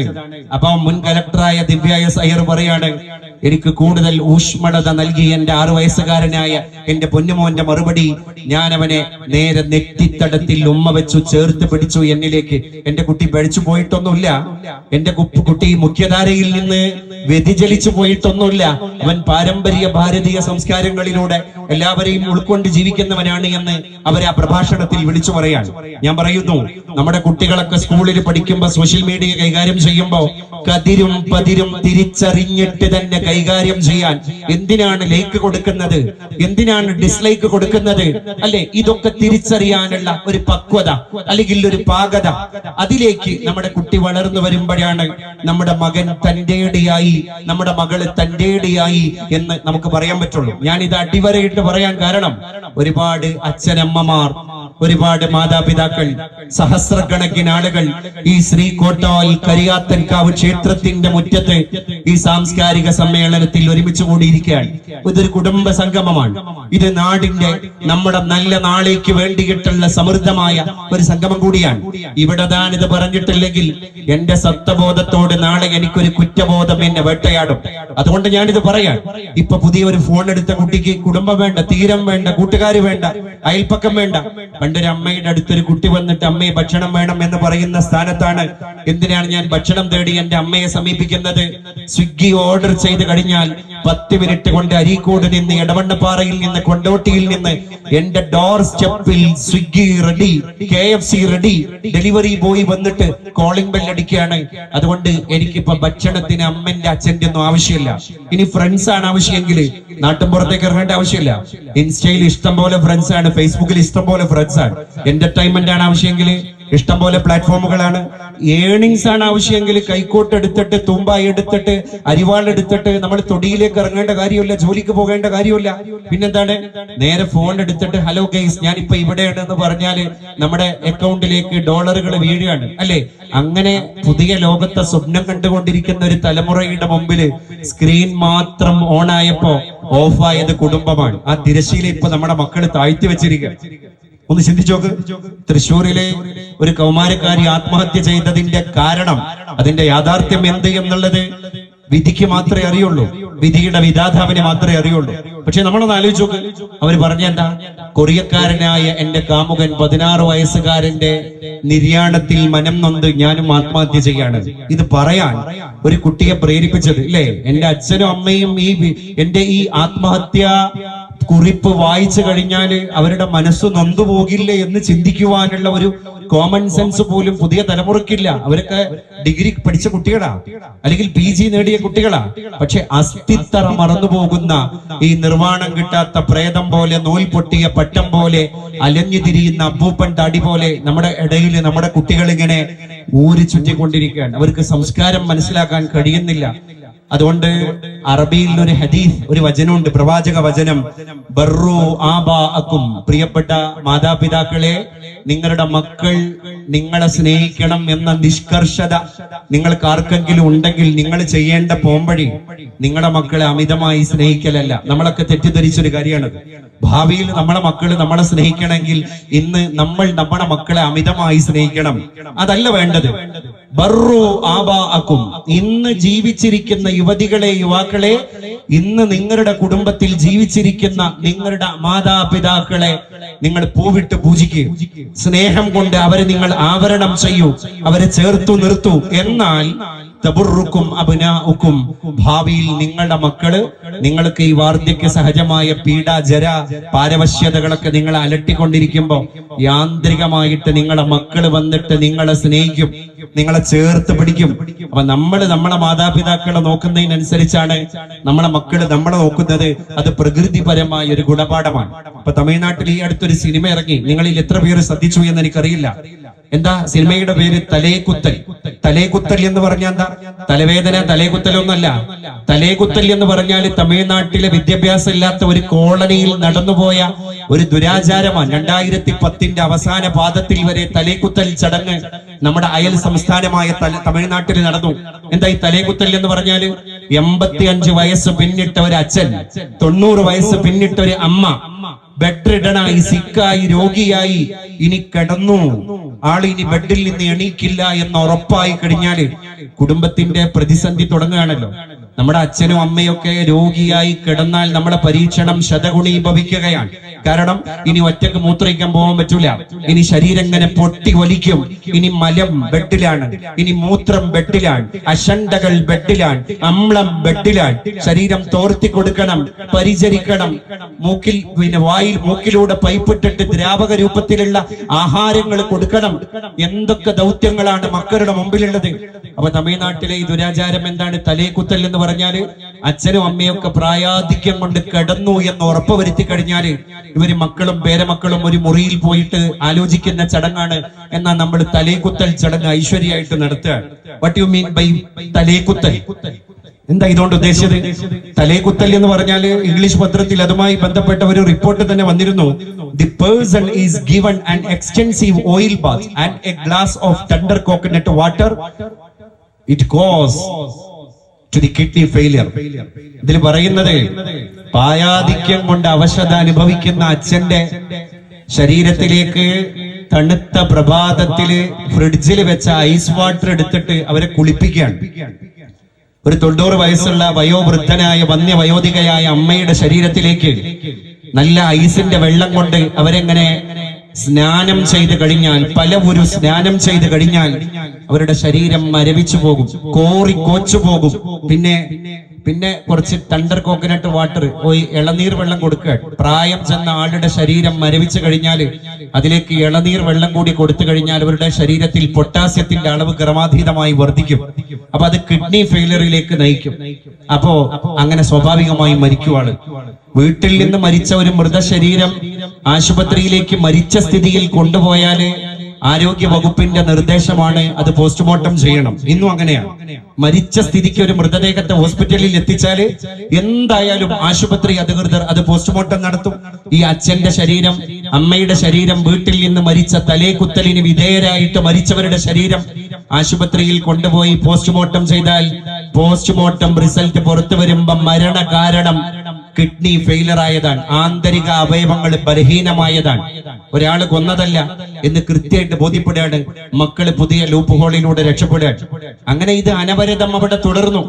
അവസാനം അവിടുത്തെ ഓൾഡ് ജനറേഷൻ ഉണ്ട്, അവിടുത്തെ വയോവൃദ്ധരായ ആളുകളുടെ ഒരു സംഘടന ഉണ്ട്. അതിൽ മെമ്പർഷിപ്പ് എടുത്ത ഒരു മനുഷ്യൻ, ഒരു 80 വയസ്സ് പിന്നിട്ട ഒരാള് സിക്കായി. അപ്പൊ അദ്ദേഹത്തിന് ഈ ചർച്ചയെ പറ്റിയൊക്കെ നാട്ടിൽ നടക്കുന്ന ഈ ചടങ്ങിനെ പറ്റി അറിയാമായിരുന്നു. അങ്ങനെ അദ്ദേഹം കിടന്നപ്പോ അപ്പുറത്തെ വീട്ടില് മുറിയില് മക്കള് ചർച്ച ചെയ്യാണ്, നമ്മള് ഈ ഗ്രാമത്തിൽ നടക്കുന്ന ചടങ്ങ് എന്നാൽ നമ്മുടെ വീട്ടിലും നടത്തല്ലേ തലേകുത്തൽ ചടങ്ങ്. ഇദ്ദേഹം ഇത് കേട്ടു. ഉള്ള ആരോഗ്യം ഈട്ടിക്കൂട്ടി അദ്ദേഹം പിൻവാതിലിലൂടെ പുറത്തേക്ക് പോയിട്ട് ഒരാളോട് പറഞ്ഞു, അടിയന്തരായിട്ട് എന്നെ ഇവിടുത്തെ വയോജനങ്ങളുടെ സംഘടനയുടെ ഓഫീസിലേക്ക് എത്തിക്കണം. ആ മനുഷ്യൻ അവിടെ എത്തി. എന്നെ തലേകുത്തൽ ചടങ്ങിന് വിധേയരാക്കാൻ എന്റെ മക്കള് തീരുമാനിച്ച വാർത്ത ഞാൻ നിങ്ങളുടെ മുമ്പിൽ പങ്കുവെക്കുകയാണ് എന്ന് ഈ മനുഷ്യൻ പറഞ്ഞു. അപ്പോഴാണ് തമിഴ്നാട്ടിൽ ഈ വിഷയം ചർച്ച ചെയ്യപ്പെടുന്നത്. അതിന്റെ ശേഷം അതുമായി ബന്ധപ്പെട്ട ഒരു ഫിലിം തന്നെ ഇറങ്ങുകയുണ്ടായി. ഞാൻ പറയാണ് പ്രിയപ്പെട്ടവരെ, ഈ തീരം എന്ന് പറയുന്ന ചോരബന്ധങ്ങളെ നഷ്ടപ്പെടുത്തിയപ്പോഴാണ് പുതിയ തലമുറക്ക് ആത്മഹത്യാ പ്രവണത വർദ്ധിച്ചത്, ആസക്തി വർദ്ധിച്ചത്. ഈ കുടുംബം ഒരു വിഷയമേ അല്ല എന്ന ചിന്ത അവരിലേക്ക് കടന്നാക്രമണം നടത്തിയത്. ഞാനിപ്പോ അടുത്ത് പ്രദീപ് നായർ എന്ന് പറയുന്ന ഒരു ചെറുപ്പക്കാരന്റെ കവിത വായിച്ചു. ഒരു അച്ഛൻ കുടിക്കുന്ന വീട്ടിലുള്ള അമ്മയുടെ സ്ഥിതി ഒന്ന് ആലോചിച്ചു. നമ്മളെപ്പോഴും ചിന്തിക്കേണ്ട ഒരു കാര്യമല്ലേ അല്ലേ? ആ വീട്ടിലെ മക്കളുടെ അവസ്ഥ ഒന്ന് ആലോചിച്ചു. അങ്ങനെ 10-15 വർഷം മുഴുകുടിയനായി ജീവിച്ച ഒരു അച്ഛൻ പെട്ടെന്ന് ഡി അഡിക്ഷൻ സെന്ററിലേക്ക് കൊണ്ടുപോയി അദ്ദേഹം കുടി നിർത്തി. ഇപ്പൊ 6 മാസമായിട്ട് അദ്ദേഹം കുടിക്കുന്നില്ല. അപ്പൊ കുടിക്കാത്ത അച്ഛനെ മക്കൾ പുതിയതായിട്ട് കാണാൻ ആ വീട്ടിൽ എന്നും വലിയ പെരുന്നാളാണ്. കുടിക്കാത്ത അച്ഛനുള്ള വീട്. അപ്പൊ കുടിക്കാത്ത അച്ഛനെ 6 മാസമായിട്ട് കണ്ട ഒരു അനുഭവം ഒരു പ്ലസ് ടുക്കാരിയായ പെൺകുട്ടി ലോകത്തോട് വിളിച്ചു പറയുന്ന ഒരു രംഗം. അച്ഛൻ കുടി നിർത്തിയപ്പോൾ ആദ്യം ചിരിച്ചത് അടുക്കളയിലെ പാത്രങ്ങളായിരുന്നു. കാരണം എന്താ? അച്ഛൻ കുടിച്ചു വരുന്ന സമയത്തൊക്കെ എടുത്ത് വലിച്ചെറിയാറുള്ളത് അടുക്കളയിലെ പാത്രങ്ങളെയാണ്. പിന്നെ അമ്മയുടെ താലിച്ചരടിന് ഇപ്പൊ മഞ്ഞ നിറം കൂടിയിട്ടുണ്ട്. ആ വീട്ടിലെ പെണ്ണിന്റെ താലിച്ചരടിന് ഈ 6 മാസമായിട്ട് മഞ്ഞ നിറം കൂടിയിട്ടുണ്ട്. നല്ല പുളിയുടെ ഇലയിലിട്ടിട്ട് അതിനെ തിളപ്പിച്ച് ചകിരി കൊണ്ട് അതിനെ വരച്ച് റെഡിയാക്കിയിട്ടുണ്ട് താലിമാല. കാരണം എന്താ അറിയോ? 4 മക്കളുടെ അമ്മയായ ആ പെണ്ണ് 4 മക്കളെ പ്രസവിച്ച നേരത്തും സ്വാഭാവികമായ സംസർഗത്തിന്റെ ഭാഗമായിട്ടല്ല അവൾ ഗർഭധാരണം നടത്തിയത്.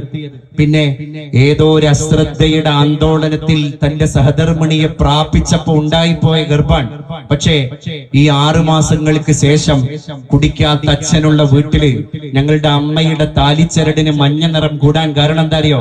മക്കളെ, അമ്മയെ കാത്തിരിക്കുന്ന ഒരു അവകാശി ഈ വീട്ടിലുണ്ട് എന്ന ഒരു സൗന്ദര്യമുള്ള ഒരു ദാമ്പത്യത്തിന്റെ ബോധം അമ്മയുടെ മനസ്സിലേക്ക് വന്നു. എന്നിട്ട് ഈ മക്കള് പറയാണ്, ഞങ്ങൾ ചിരിക്കുന്ന അമ്മയെ കാണാൻ വേണ്ടിയിട്ട് അമ്മയുടെ SSLC ബാച്ചിന്റെ ഫോട്ടോ ഇടക്ക് ഞങ്ങളുടെ ഷെൽഫ് തുറന്നിട്ട് അതിനകത്തുള്ള ആൽബത്തിൽ നോക്കിയിട്ട് ഞങ്ങൾ ഇങ്ങനെ നോക്കി നിൽക്കും ചിരിക്കുന്ന അമ്മയെ കാണാൻ. SSLC ബാച്ചിലെ ഗ്രൂപ്പ് ഫോട്ടോയിലാണ് ഞങ്ങൾ അമ്മ ചിരിക്കുന്നത് ഞങ്ങൾ കണ്ടത്. പക്ഷേ അച്ഛൻ കുടി നിർത്തിയ ഈ 6 മാസങ്ങൾക്ക് ശേഷം അമ്മയുടെ പളുങ്ക് പോലെയുള്ള ചിരി ഈ അടുക്കളയിൽ വീണമിട്ടാറുണ്ട്. നോക്കൂ നിങ്ങൾ ആ വീട്ടിലെ ഒരു സൗന്ദര്യം. ഇപ്പൊ പാൽക്കാരൻ ശശി പറ്റു ചോദിച്ച് വീട്ടിൽ വരാറില്ല.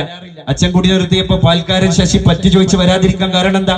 കുടി നിർത്തിയ രക്ഷിതാവിനെ ഞാൻ ചോര നീരാക്കി അധ്വാനിക്കുന്ന എന്റെ അധ്വാനത്തിന്റെ ശമ്പളം പാൽക്കാരന്റെ കടപ്പാടുകൾ വീട്ടാനുള്ളതാണ് എന്ന ബോധ്യം അദ്ദേഹത്തിന്റെ മസ്തിഷ്കത്തിലേക്ക് തിരിച്ചു വന്നു. അല്ലെ? ഇതുവരെ അദ്ദേഹത്തിന്റെ മസ്തിഷ്കത്തെ ഭരിച്ചിരുന്നത് ഏതായിരുന്നു? മദ്യായിരുന്നു. ഇന്നലെ വാലന്റൈൻസ് ഡേ ആയിരുന്നു. ഒരുപാട് കടകളിൽ, ഫാൻസി ഷോപ്പുകളിൽ ഓട്ടോഗ്രാഫുകളും അതുപോലെ തന്നെ പൂക്കളും ഒക്കെ ഭയങ്കരമായിട്ട് വിൽക്കപ്പെട്ടു. കോടിക്കണക്കിന് പൂക്കളുടെ വ്യാപാരമാണ് ഇന്നലെ മാത്രം ലോകത്ത് നടന്നത്. അതിന് മാത്രം കമ്പോളം നടത്തുന്ന രാഷ്ട്രങ്ങളെ കണ്ട്. എന്നാൽ വാലന്റൈൻസ് ഡേ ദിനത്തില് കാമുകന്മാര് പ്രണയിക്കുന്ന പ്രണയം അക്ഷരാർത്ഥത്തിൽ നമ്മളെ വാക്കുകളെ കൊണ്ട് പറഞ്ഞു തീർക്കാൻ സാധിക്കാത്തതാണ്. എന്നാ അതിലും അപ്പുറമുള്ള ഒരു പ്രണയമുണ്ട്. അതേതാണെന്നറിയോ? ഈ ഈതയിൽ ആൽക്കഹോളും കുടിയനായ മനുഷ്യന്റെ ബ്രെയിനും തമ്മില് ഒരു പ്രണയത്തിൽ ഏർപ്പെട്ട് കഴിഞ്ഞാല് ഒരു ഭാര്യക്കും ഒരു മക്കൾക്കും ഒരു ക്ഷേത്ര കമ്മിറ്റിക്കും ഒരു മഹല്ല് കമ്മിറ്റിക്കും അതിനെ വേർപിരിക്കാൻ കഴിയൂല. അതാണത്ര ലോകം കണ്ട ഏറ്റവും വലിയ വാലന്റൈൻസ് ഡേയുടെ ബാന്ധവം. നമ്മൾ ചിന്തിച്ചോക്ക്. അപ്പൊ പ്രദീപ് നായരുടെ കവിതക്ക് സമകാലിക ലോകത്ത് വലിയ അർത്ഥമുണ്ട്. ഞാൻ ഈ അടുത്ത് വായിച്ചൊരു വളരെ സൗന്ദര്യദായകമായ ഒരു പുസ്തകമാണ്. ഇടുക്കി സ്വദേശിയായ ഇപ്പൊ ഫ്രാൻസില് ഒരു റെപ്യൂട്ടഡ് സർവകലാശാലയിലെ പ്രൊഫസറായി സേവനം ചെയ്തുകൊണ്ടിരിക്കുന്ന ബാബു അബ്രഹാം എന്ന് പറയുന്ന ക്രൈസ്തവ സഹോദരന്റെ കമ്പിളി കണ്ടെത്ത കൽപ്പരടികൾ എന്ന് പറയുന്ന പുസ്തകം. എന്റെ പ്രിയപ്പെട്ട നാട്ടുകാരായ ഞാനും ഈ വിളയിൽ സ്കൂളിലാണ്, കരിങ്കിളിയാങ്ങലിലെ സ്കൂളിലാണ് ഞാനും പഠിച്ചത്. എന്റെ ഗുരുനാഥന്മാർ ഇവിടെ ഇരിക്കുന്നുണ്ട്. എന്റെ ടീച്ചർമാര് എന്റെ സദസ്സിൽ എന്റെ പ്രസംഗം കേൾക്കുന്നുണ്ട്. ഇത് എനിക്കുണ്ടാക്കുന്ന അഭിമാനം ചെറുതല്ല. കേരളത്തിൽ ആയിരക്കണക്കിന് ജനങ്ങൾ കൂടുന്ന ഏത് വേദിയിൽ പോയി പ്രസംഗിച്ചാലും കിട്ടാത്ത ചാരിതാർത്ഥ്യം, പുളകം ഇവിടെ വന്നിരിക്കുമ്പോ എന്റെ ഹൃദയത്തെ തഴുകി തലോടുകയാണ്. കാരണം ഞാൻ എന്റെ ജന്മനാട്ടിലാണ് നിങ്ങൾ അഭിസംബോധന ചെയ്തുകൊണ്ടിരിക്കുന്നത്. അതും എന്റെ പ്രിയപ്പെട്ട സഹോദര മതസ്ഥൻ സ്നേഹ വായ്പോടുകൂടെ ചേർത്ത് നിർത്തിയ ക്ഷേത്രത്തിന്റെ മുറ്റത്ത്. ഇതിലും വലിയ സൗന്ദര്യം ഏതാണ് ലോകത്തിനുള്ളത്? നമ്മൾ ആലോചിച്ചു നോക്കുക എന്റെ പ്രിയപ്പെട്ടവരെ, ആ സ്കൂളിൽ പഠിച്ച എന്റെ ബാല്യകാല ഓർമ്മകൾ ഇവിടെ കിടക്കുന്നുണ്ട്. ആ ഓർമ്മയുടെ മുറ്റത്ത് ഞാനും എഴുതിയിട്ടുണ്ട് 2 വരി കവിത. അനഘമാം അനുഭൂതി പകരുമാ ശൈശവ സുഗതകാലം നാം മറക്കൂവതെങ്ങിനെ, അരുണൻ ഉദിക്കുന്ന മുൻപേ തൊടികളിൽ അലയുന്ന കാലം മറക്കൂവതെങ്ങിനെ, ഒരു മയിൽ പീലിയും അരിയമാൻ തോപ്പതും ഒരു പുസ്തകത്തിലെ ചെപ്പിൻ സുഗന്ധവും പെരിയാവനത്തിലെ തോപ്പും തൊടികളും ഒരു കുന്നിനോരവും അവയേകും കാഴ്ചയും. ആ കാഴ്ചകൾ മുഴുവൻ സമൃദ്ധമായിട്ട് നമ്മുടെ നാട്ടിലുണ്ട്. ഇവിടെ നിന്ന് ഈ കോട്ടമ്മലിലൂടെ നമ്മൾ ചെറിയാപറമ്പത്തിലേക്ക് പോയാലും കുനിത്തലക്കടവിലേക്ക് പോയാലും വിളയിലേക്ക് പോയാലും മനോഹരമാണ് ഈ ഭൂപ്രകൃതി. ഒരു ഭാഗത്ത് വയലുകളാണ്, ഒന്നിന് മുകളിൽ മറ്റൊന്നായി തലചായ്ച്ച് കിടക്കുന്ന എസ്.കെ. പൊറ്റക്കാട് പറഞ്ഞ പോലെയുള്ള മലനിരകൾ നമ്മുടെ നാട്ടിൽ സമൃദ്ധമാണ്. നമ്മുടെ നാട് ഒരു ഗ്രാമ്യ ഭംഗിയുള്ള നാടാണ്. ഈ നാടിന്റെ ഗ്രാമ്യ ഭംഗി പോലെ തന്നെയാണ് ഈ നാടിന്റെ ജനങ്ങളുടെ ഹൃദയ ഭംഗിയും. അത് നമ്മുടെ പുതിയ തലമുറ കണ്ടുപഠിക്കട്ടെ. നമുക്ക് ഒരുപാട് ചേർത്ത് നിർത്തി കൊടുക്കാനുണ്ട് നമ്മുടെ മക്കളുടെ മുൻപിലേക്ക്. എന്റെ പ്രിയപ്പെട്ടവരെ, അവിടെയാണ് ഞാൻ ബാബു അബ്രഹാമിന്റെ കമ്പിളി കണ്ടെത്ത കൈബരളികൾ എന്ന് പറയുന്ന പുസ്തകം നിങ്ങൾ നിർബന്ധമായും വായിക്കണം എന്ന് എന്റെ നാട്ടുകാരായ, എനിക്ക് അത്രമേൽ പരിചയമില്ലാത്ത പുതിയ തലമുറയിൽപ്പെട്ട വിദ്യാർത്ഥിനികളോട് നിങ്ങളുടെ ഒരു ജ്യേഷ്ഠ സഹോദരൻ എന്ന അർത്ഥത്തിൽ സ്നേഹബുദ്ധിയ ഗുണദോഷിക്കുന്നത് അല്ലെങ്കിൽ അപേക്ഷിക്കുന്നത് നമ്മളത് വായിക്കണം, നിർബന്ധമായിട്ടും വായിക്കണം. ആ പുസ്തകം വായിച്ചു തീർന്നപ്പോ എനിക്ക് നേരെ പോയിട്ട് വളരെ നമസ്കാരപൂർവം തൊഴുത് അല്ലെങ്കിൽ സ്നേഹവായ്പോടുകൂടെ നിൽക്കാൻ തോന്നിയ ഒരു സ്ത്രീയുണ്ട്. അതാരറിയോ? ബാബു അബ്രഹാമിന്റെ അമ്മയായ ഒരു സ്ട്രോങ് ലേഡി, ഒരു സ്ട്രോങ് വുമൺ. പണ്ട് ഉറൂബ് പറഞ്ഞ രാച്ചിയമ്മയെ പോലെ എല്ലാം തണുത്തത് രാച്ചിയമ്മയൊഴികെ എന്ന് രാച്ചിയമ്മ എന്ന കഥയിലെ ഉറൂബ് പറയുന്നുണ്ട്. അതുപോലെ ഒരു പെണ്ണുണ്ട്, ബാബു അബ്രഹാമിന്റെ സ്വന്തം അമ്മയായ മേരി ചേച്ചി, അല്ലേ? കുടിയനായ അച്ഛൻ, 4 മക്കള്, ഒരമ്മ. ജപ്തി വന്ന് അവസാനം ജപ്തി ചെയ്യപ്പെട്ട വീടിന്റെ മുറ്റത്ത് നിന്ന് ആത്മഹത്യാ മുനമ്പിലേക്ക് കയറിപ്പോയ മേരി ചേച്ചി. നമ്മൾ ആലോചിക്കണം എന്റെ പ്രിയപ്പെട്ടവരെ. അതുകൊണ്ട് ജീവിതം തിരിച്ചു പിടിക്കാനുള്ളതാണ് എന്നുകൂടി ബാബു അബ്രഹാമിന്റെ കമ്പിളി കണ്ടെത്ത കൽഭരണികൾ എന്ന് പറയുന്ന പുസ്തകം നമ്മളെ ബോധ്യപ്പെടുത്തുന്നുണ്ട്. അവിടെയാണ് ഞാൻ പ്രദീപ് നായരുടെ ഈ കഥ പറഞ്ഞത്. നമ്മൾക്കൊരു മനുഷ്യൻ അങ്ങനെയാണ്. പെട്ടെന്ന് ഈ ഭൗതിക ലോകത്തിന്റെ അവസ്ഥ പോലെ ഒന്ന് ചിന്തിച്ചു നോക്ക്. യതഖല്ലബു മിൻ ഹാലിൻ ഇലാ ഹാൽ എന്ന അറബി ഭാഷയിൽ പറയാറുണ്ട്. അതൊരവസ്ഥയിൽ നിന്ന് വേറൊരവസ്ഥയിലേക്ക് വേഗം മാറിപ്പോകുന്നുള്ളതാണ്. ഇപ്പൊ നിക്കോളാസ് മഡോറെ ആരായിരുന്നു? ഇപ്പൊ അദ്ദേഹം ആരാണ്? ഒരു 3 ആഴ്ച മുമ്പ് അദ്ദേഹം ലാറ്റിൻ അമേരിക്കൻ രാജ്യമായ വെനീസ്വലയുടെ പ്രസിഡന്റാണ്.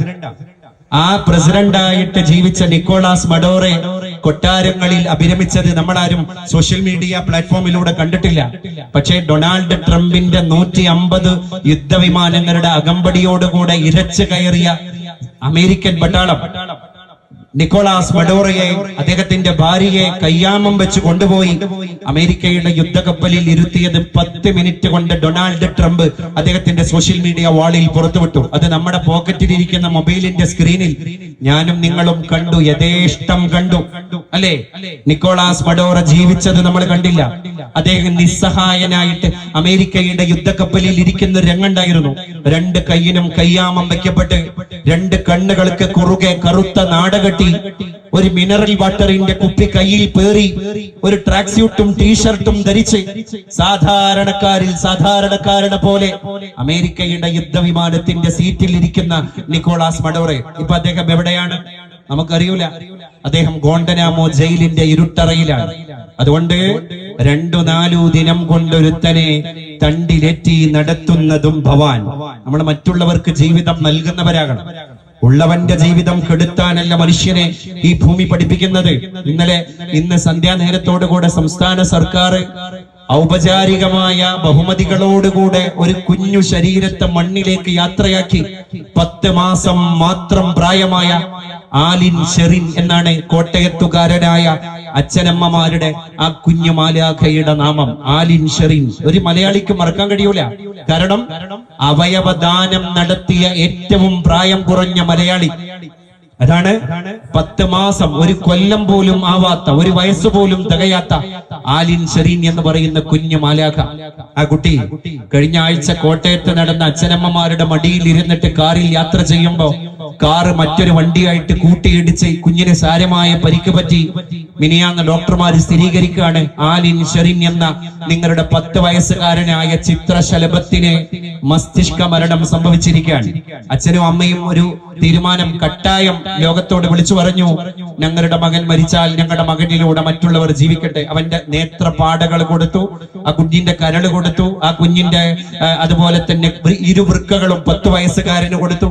അങ്ങനെ ഓരോരുത്തർ ഇന്ന് ആലിൻ ഷെറിനിലൂടെ ജീവിക്കുകയാണ്. നമ്മൾ ചിന്തിച്ചു നോക്ക്.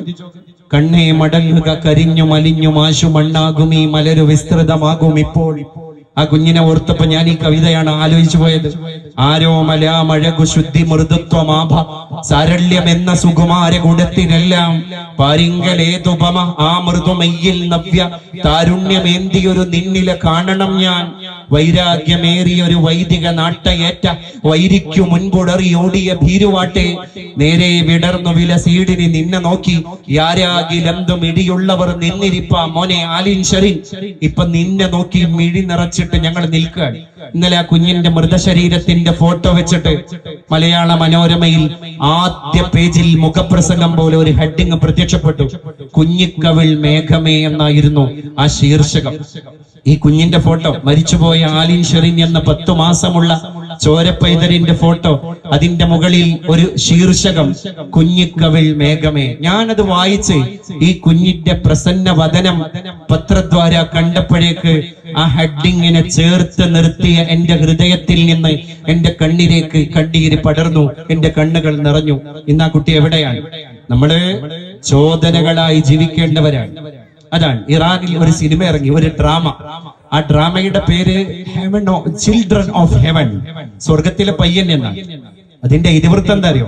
ഒരു 6 വയസ്സുള്ള ആൺകുട്ടി ഓട്ട മത്സരത്തിന് വേണ്ടി പരിശീലിക്കാൻ കരികിളിയാങ്കല സ്കൂളിന്റെ ഗ്രൗണ്ടില് പ്രഭാത നേരം പൊട്ടിവിടരുന്നതിന്റെ മുമ്പ് തന്നെ നമ്മുടെ യുവാക്കളും മധ്യവയസ്കരും ഒക്കെ ഓടാന്, ചാടാന്, ജോഗിങ്ങിന്, റണ്ണിങ്ങിന്, വാമപ്പിന് വരുന്നത് ഈ നാടിന്റെ ഒരു ഹരിത കാഴ്ചയാണ്, നിത്യ കാഴ്ചയാണ്. അതുപോലെ ഇറാനിലെ ചിൽഡ്രൻ ഓഫ് ഹെവൻ എന്ന് പറയുന്ന ഡ്രാമയിലെ കഥാപാത്രമായ 6 വയസ്സുകാരൻ ഓട്ട മത്സരത്തിൽ പങ്കെടുക്കാൻ വേണ്ടി പ്രഭാതത്തിന്റെ മുൻപ് തന്നെ എണീറ്റിട്ട് തണുപ്പിനെ വകഞ്ഞു മാറ്റിയിട്ട് തീവ്ര പരിശീലന കളരിയിൽ വ്യാപൃതനാവുകയാണ്.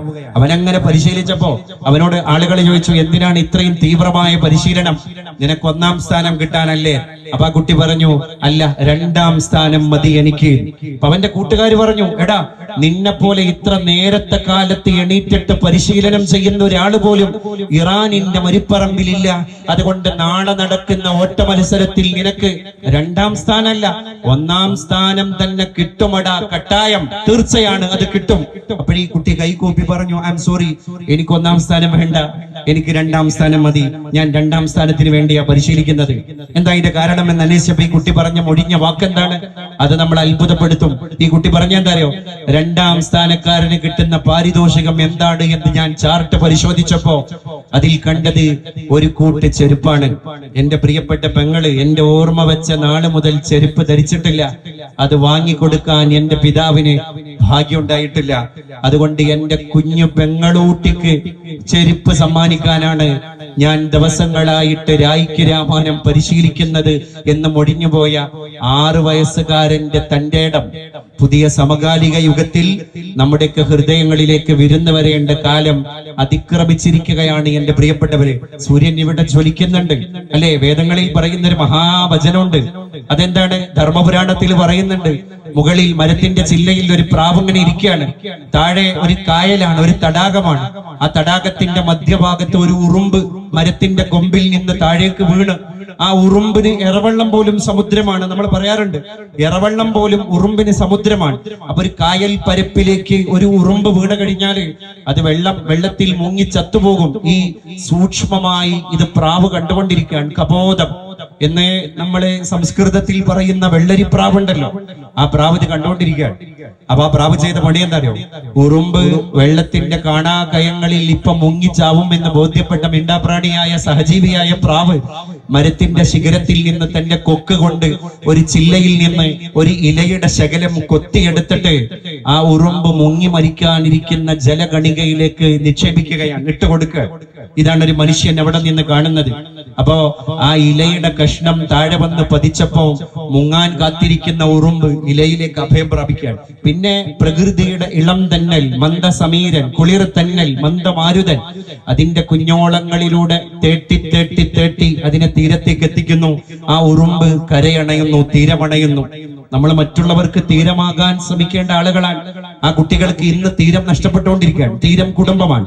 കുട്ടികൾക്ക് തീരം നഷ്ടപ്പെട്ടു കഴിഞ്ഞാൽ എന്താ ഉണ്ടാവുക? അതുകൊണ്ടാണ് ഞാൻ പറഞ്ഞത്, മഹാഭാരത കഥയിൽ പറയുന്നുണ്ട്, യുധിഷ്ഠിരനുണ്ട്, ദ്രൗപദിയുണ്ട്, ദ്രൗപദിയുടെ ആയയുണ്ട്, ഭീമനുണ്ട്. എല്ലാവരും മോക്ഷയാത്രയ്ക്ക് വേണ്ടി പുറപ്പെടുകയാണ്. മോക്ഷയാത്രയ്ക്ക് വേണ്ടി പുറപ്പെടുമ്പോ എല്ലാവരും മോക്ഷം കിട്ടാതെ തളർന്നു വീഴുകയാണ്. അവസാനം മരപ്പണിക്കാരനായ ഒരാളോട് ചോദിക്കേണ്ടത്, ഇവരൊക്കെ തളർന്നു വീഴാനുള്ള കാരണം എന്താണ്? അവിടെ പറയുന്ന ഒരു വചനമുണ്ട്, അവിടെ ഉയിർക്കൊള്ളുന്ന ഒരു വാക്കുണ്ട്, ഉയിർത്തെഴുന്നേൽപ്പിക്കപ്പെടുന്ന ഒരു പ്രസ്താവനയുണ്ട്. അവർ കൂടുതൽ ഭക്ഷിച്ചു. കൂടുതൽ ഭക്ഷിക്കുന്നത് എങ്ങനെ ദ്രോഹാകണത്? അത് ആർക്കോ അവകാശപ്പെട്ടതാണ് പ്രകൃതിയിൽ, അല്ലേ? പ്രകൃതിയിൽ ആർക്കോ അവകാശപ്പെട്ട ഒന്നിനെ ഞാൻ കൈമുതലാക്കി എന്നാണ് കൂടുതൽ ഭക്ഷിച്ചു എന്ന് പറയുന്നതിന്റെ അർത്ഥം. അപ്പൊ നമ്മളൊക്കെ മസ്തിഷ്കം തൊടുന്നവരായി ജീവിക്കുക. ഞാൻ അവസാനിപ്പിക്കാം.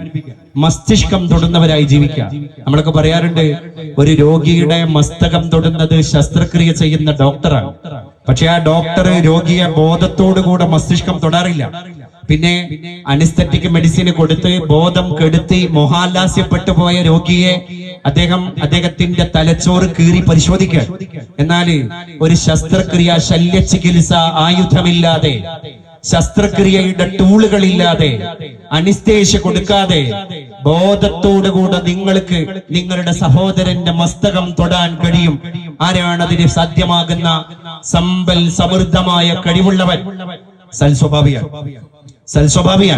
ആ സൽസ്വഭാവിയായ മനുഷ്യനെ ലോകത്തെ എല്ലാ മനുഷ്യരുടെയും മസ്തകം തൊടാൻ സാധ്യമാകും എന്നാണ് ലോകം നമ്മളെ പഠിപ്പിക്കുന്നത്. അതുകൊണ്ട് നാം എന്ന വികാരത്തിൽ നമുക്ക് ജീവിക്കാൻ കഴിയട്ടെ. മലയാള മനോരമ ഈ അടുത്ത് കൊച്ചിയിൽ നടത്തിയ ഹോർത്തൂസ് എന്ന് പറയുന്ന പരിപാടിയുടെ പ്രമേയം നമ്മളൊക്കെ ശ്രദ്ധിച്ചതാണ്. അതിൽ ഒരുപാട് സെഷനുകൾ ഉണ്ടായിരുന്നു. അതിൽ ഏറ്റവും പ്രധാനപ്പെട്ട പ്രമേയം എന്തായിരുന്നു? ഞാൻ, നീ ഈസ് ഈക്വൽ ടു നാം. എന്നിട്ട് അതിന്റെ താഴെ കൊടുത്തിട്ടുണ്ട്, feel the power of we. We എന്നുള്ളതിന്റെ പവറിനെ നിങ്ങൾ മനസ്സിലാക്കുക, അല്ലെ? ഈ വി എന്ന് പറയുമ്പോൾ കിട്ടുന്ന നമ്മൾ എന്ന് പറയുന്ന, ഞങ്ങൾ എന്നല്ല, ഞാൻ എന്നല്ല, നീ എന്നല്ല, നാം എന്ന് പറയുമ്പോൾ ഉണ്ടായിത്തീരുന്ന ആ ആഖ്യാനത്തിന്റെ ജ്വലനം, അത് ലോകത്ത് തീർക്കുന്ന സങ്കീർത്തനം, അത് വേറെ തന്നെയാണ്. അതുകൊണ്ടാണ് ഞാൻ പറഞ്ഞത്, തീരം നമ്മുടെ കുടുംബമായി മാറട്ടെ. നന്നല്ല ദേഹം നിമിത്തം മഹാമോഹം. Life is a drama. Life, ജീവിതം ഒരു നാടകമാണ്. നാടകമേ ഉലകമേ എന്നൊക്കെ നമ്മൾ പറയാറില്ലേ? Life is a drama. We are the singers, we are the viewers, we are the players, we are the script writers, we are the actors. ഇതൊക്കെയാണ് നമ്മൾ. But the director is God. അവിടെയാണ് ഇതിവൃത്തം കിടക്കുന്നത്, അല്ലെ? ജീവിതം ഒരു നാടകമാണ്. നമ്മളാണ് സ്ക്രിപ്റ്റ് റൈറ്റേഴ്സ്, നമ്മളാണ് വ്യൂവേഴ്സ്, നമ്മളാണ് പ്ലേയേഴ്സ്, നമ്മളാണ് സിംഗേഴ്സ്, നമ്മൾ തന്നെയാണ് ആക്ടറും ആക്ട്രസും ഒക്കെ നമ്മൾ തന്നെയാണ്. ഇതൊക്കെ നമുക്ക് തന്നു. വിദൂഷകന്റെ വേഷം കെട്ടിയത് നമ്മളാണ്, നിമിർത്താടുന്നത് നമ്മളാണ്, വേഷം കെട്ടിയത് നമ്മളാണ്, അടക്കി ഭരിക്കുന്നത് നമ്മളാ, പാട്ട് പാടുന്നത് നമ്മളാ, നാടകം കണ്ടുകൊണ്ടിരിക്കുന്നത് നമ്മളാ. പക്ഷെ സംവിധാനം മാത്രം ദൈവം നമ്മളെ കയ്യിൽ തന്നില്ല. സംവിധായകൻ പടച്ചോനാണ്, ഉടയതമ്പുരാനാണ്, ഈശ്വരനാണ്, ജഗതീശ്വരനാണ്, അല്ലെ? അതുകൊണ്ട് ആ സംവിധായകൻ ബട്ടൺ നെക്കുമ്പോ സ്റ്റോപ്പ് എന്ന് പറയുമ്പോ നമ്മുടെ പേര് മൃതദേഹം എന്നാണ്. അത് പ്ലേ നിൽക്കുമ്പോ നമ്മൾ വീണ്ടും ഒരു ദിവസം കിട്ടി, ലക്ക് ബ്ലെസ്ഡായി എന്ന് പറഞ്ഞ് വീണ്ടും ജീവിക്കാൻ പോയി കിടക്കുമ്പോ എന്താ സംഭവിക്കാന്ന് ഒരിക്കലും പറയാൻ കഴിയൂല. ആഹാ രമിച്ചു ചെറുലൂതകളാശു നിന്റെ ദേഹത്തിനേകി ചരമാവരണം ദുകൂലം നിഹാർദ്രയായുടനു ശസ്സുമണിഞ്ഞു നിന്മേൽ നിഹാര ശീകര മനോഹര മന്ത്യഹാരം. അതുകൊണ്ട് എന്റെ പ്രിയപ്പെട്ടവരെ, വാക്ക് ഒരു വലിയ ആത്മീയതയുടെ പ്രഘോഷണമായി മാറട്ടെ. ശിവരാത്രിയുടെ ഈ ധന്യതയിൽ, മനോഹരമായ വ്രതങ്ങൾക്കിടയിൽ, പൂജകൾക്കിടയിൽ, നമ്മുടെ ഒരുപാട് കാര്യസാധ്യങ്ങൾക്കിടയിൽ, ഉത്തരവാദിത്ത ബോധത്തിന്റെ മനോഹരമായ സാംസ്കാരിക സമ്മേളനത്തിന്റെ ഈ മുറ്റത്ത് എന്നെ കേട്ടുകൊണ്ടിരിക്കുന്ന പ്രിയപ്പെട്ട ആബാല വൃദ്ധം വരുന്ന ഈ ജനതയ്ക്ക്, എന്റെ സ്വന്തം നാട്ടുകാർക്ക്, എന്റെ പ്രിയപ്പെട്ട ദേശനിവാസികൾക്ക് എന്റെ ഹൃദയത്തിന്റെ അകക്കാമ്പിൽ നിന്ന് ഹൃദയ വിശാലത കൊണ്ട് പ്രാർത്ഥനാപൂർവം വന്യ നമസ്കാരങ്ങളും ആശംസകളും അഭിവാദ്യങ്ങളും അർപ്പിച്ച് എന്നെ ക്ഷണിച്ച ഈ ക്ഷേത്ര കമ്മിറ്റി ഭാരവാഹികൾക്കും എന്നെ ശ്രവിച്ച പ്രിയപ്പെട്ട വിശാല മനസ്കരായ എന്റെ പ്രിയ ശ്രോതാക്കൾക്കും ഒരായിരം കടപ്പാടുകളെ അറിയിച്ച് ഞാൻ ഉപസംഹരിക്കുന്നു. നിങ്ങൾക്ക് നന്ദി. ജയ് ഹിന്ദ്.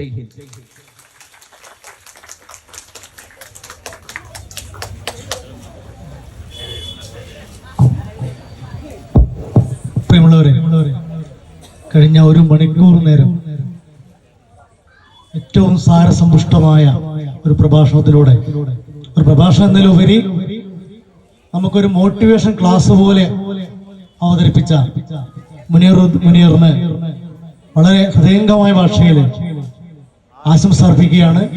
അദ്ദേഹത്തിന്റെ പ്രോത്സാഹനം എന്ന് പറഞ്ഞാൽ നമ്മുടെ നാട്ടുകാരനായ, നമ്മുടെ ഒരുവനായ, നമ്മുടെ സഹോദരനായ ആ മുനീറിന് ഇനിയും ഉയരങ്ങളിൽ എത്താൻ കഴിയട്ടെ.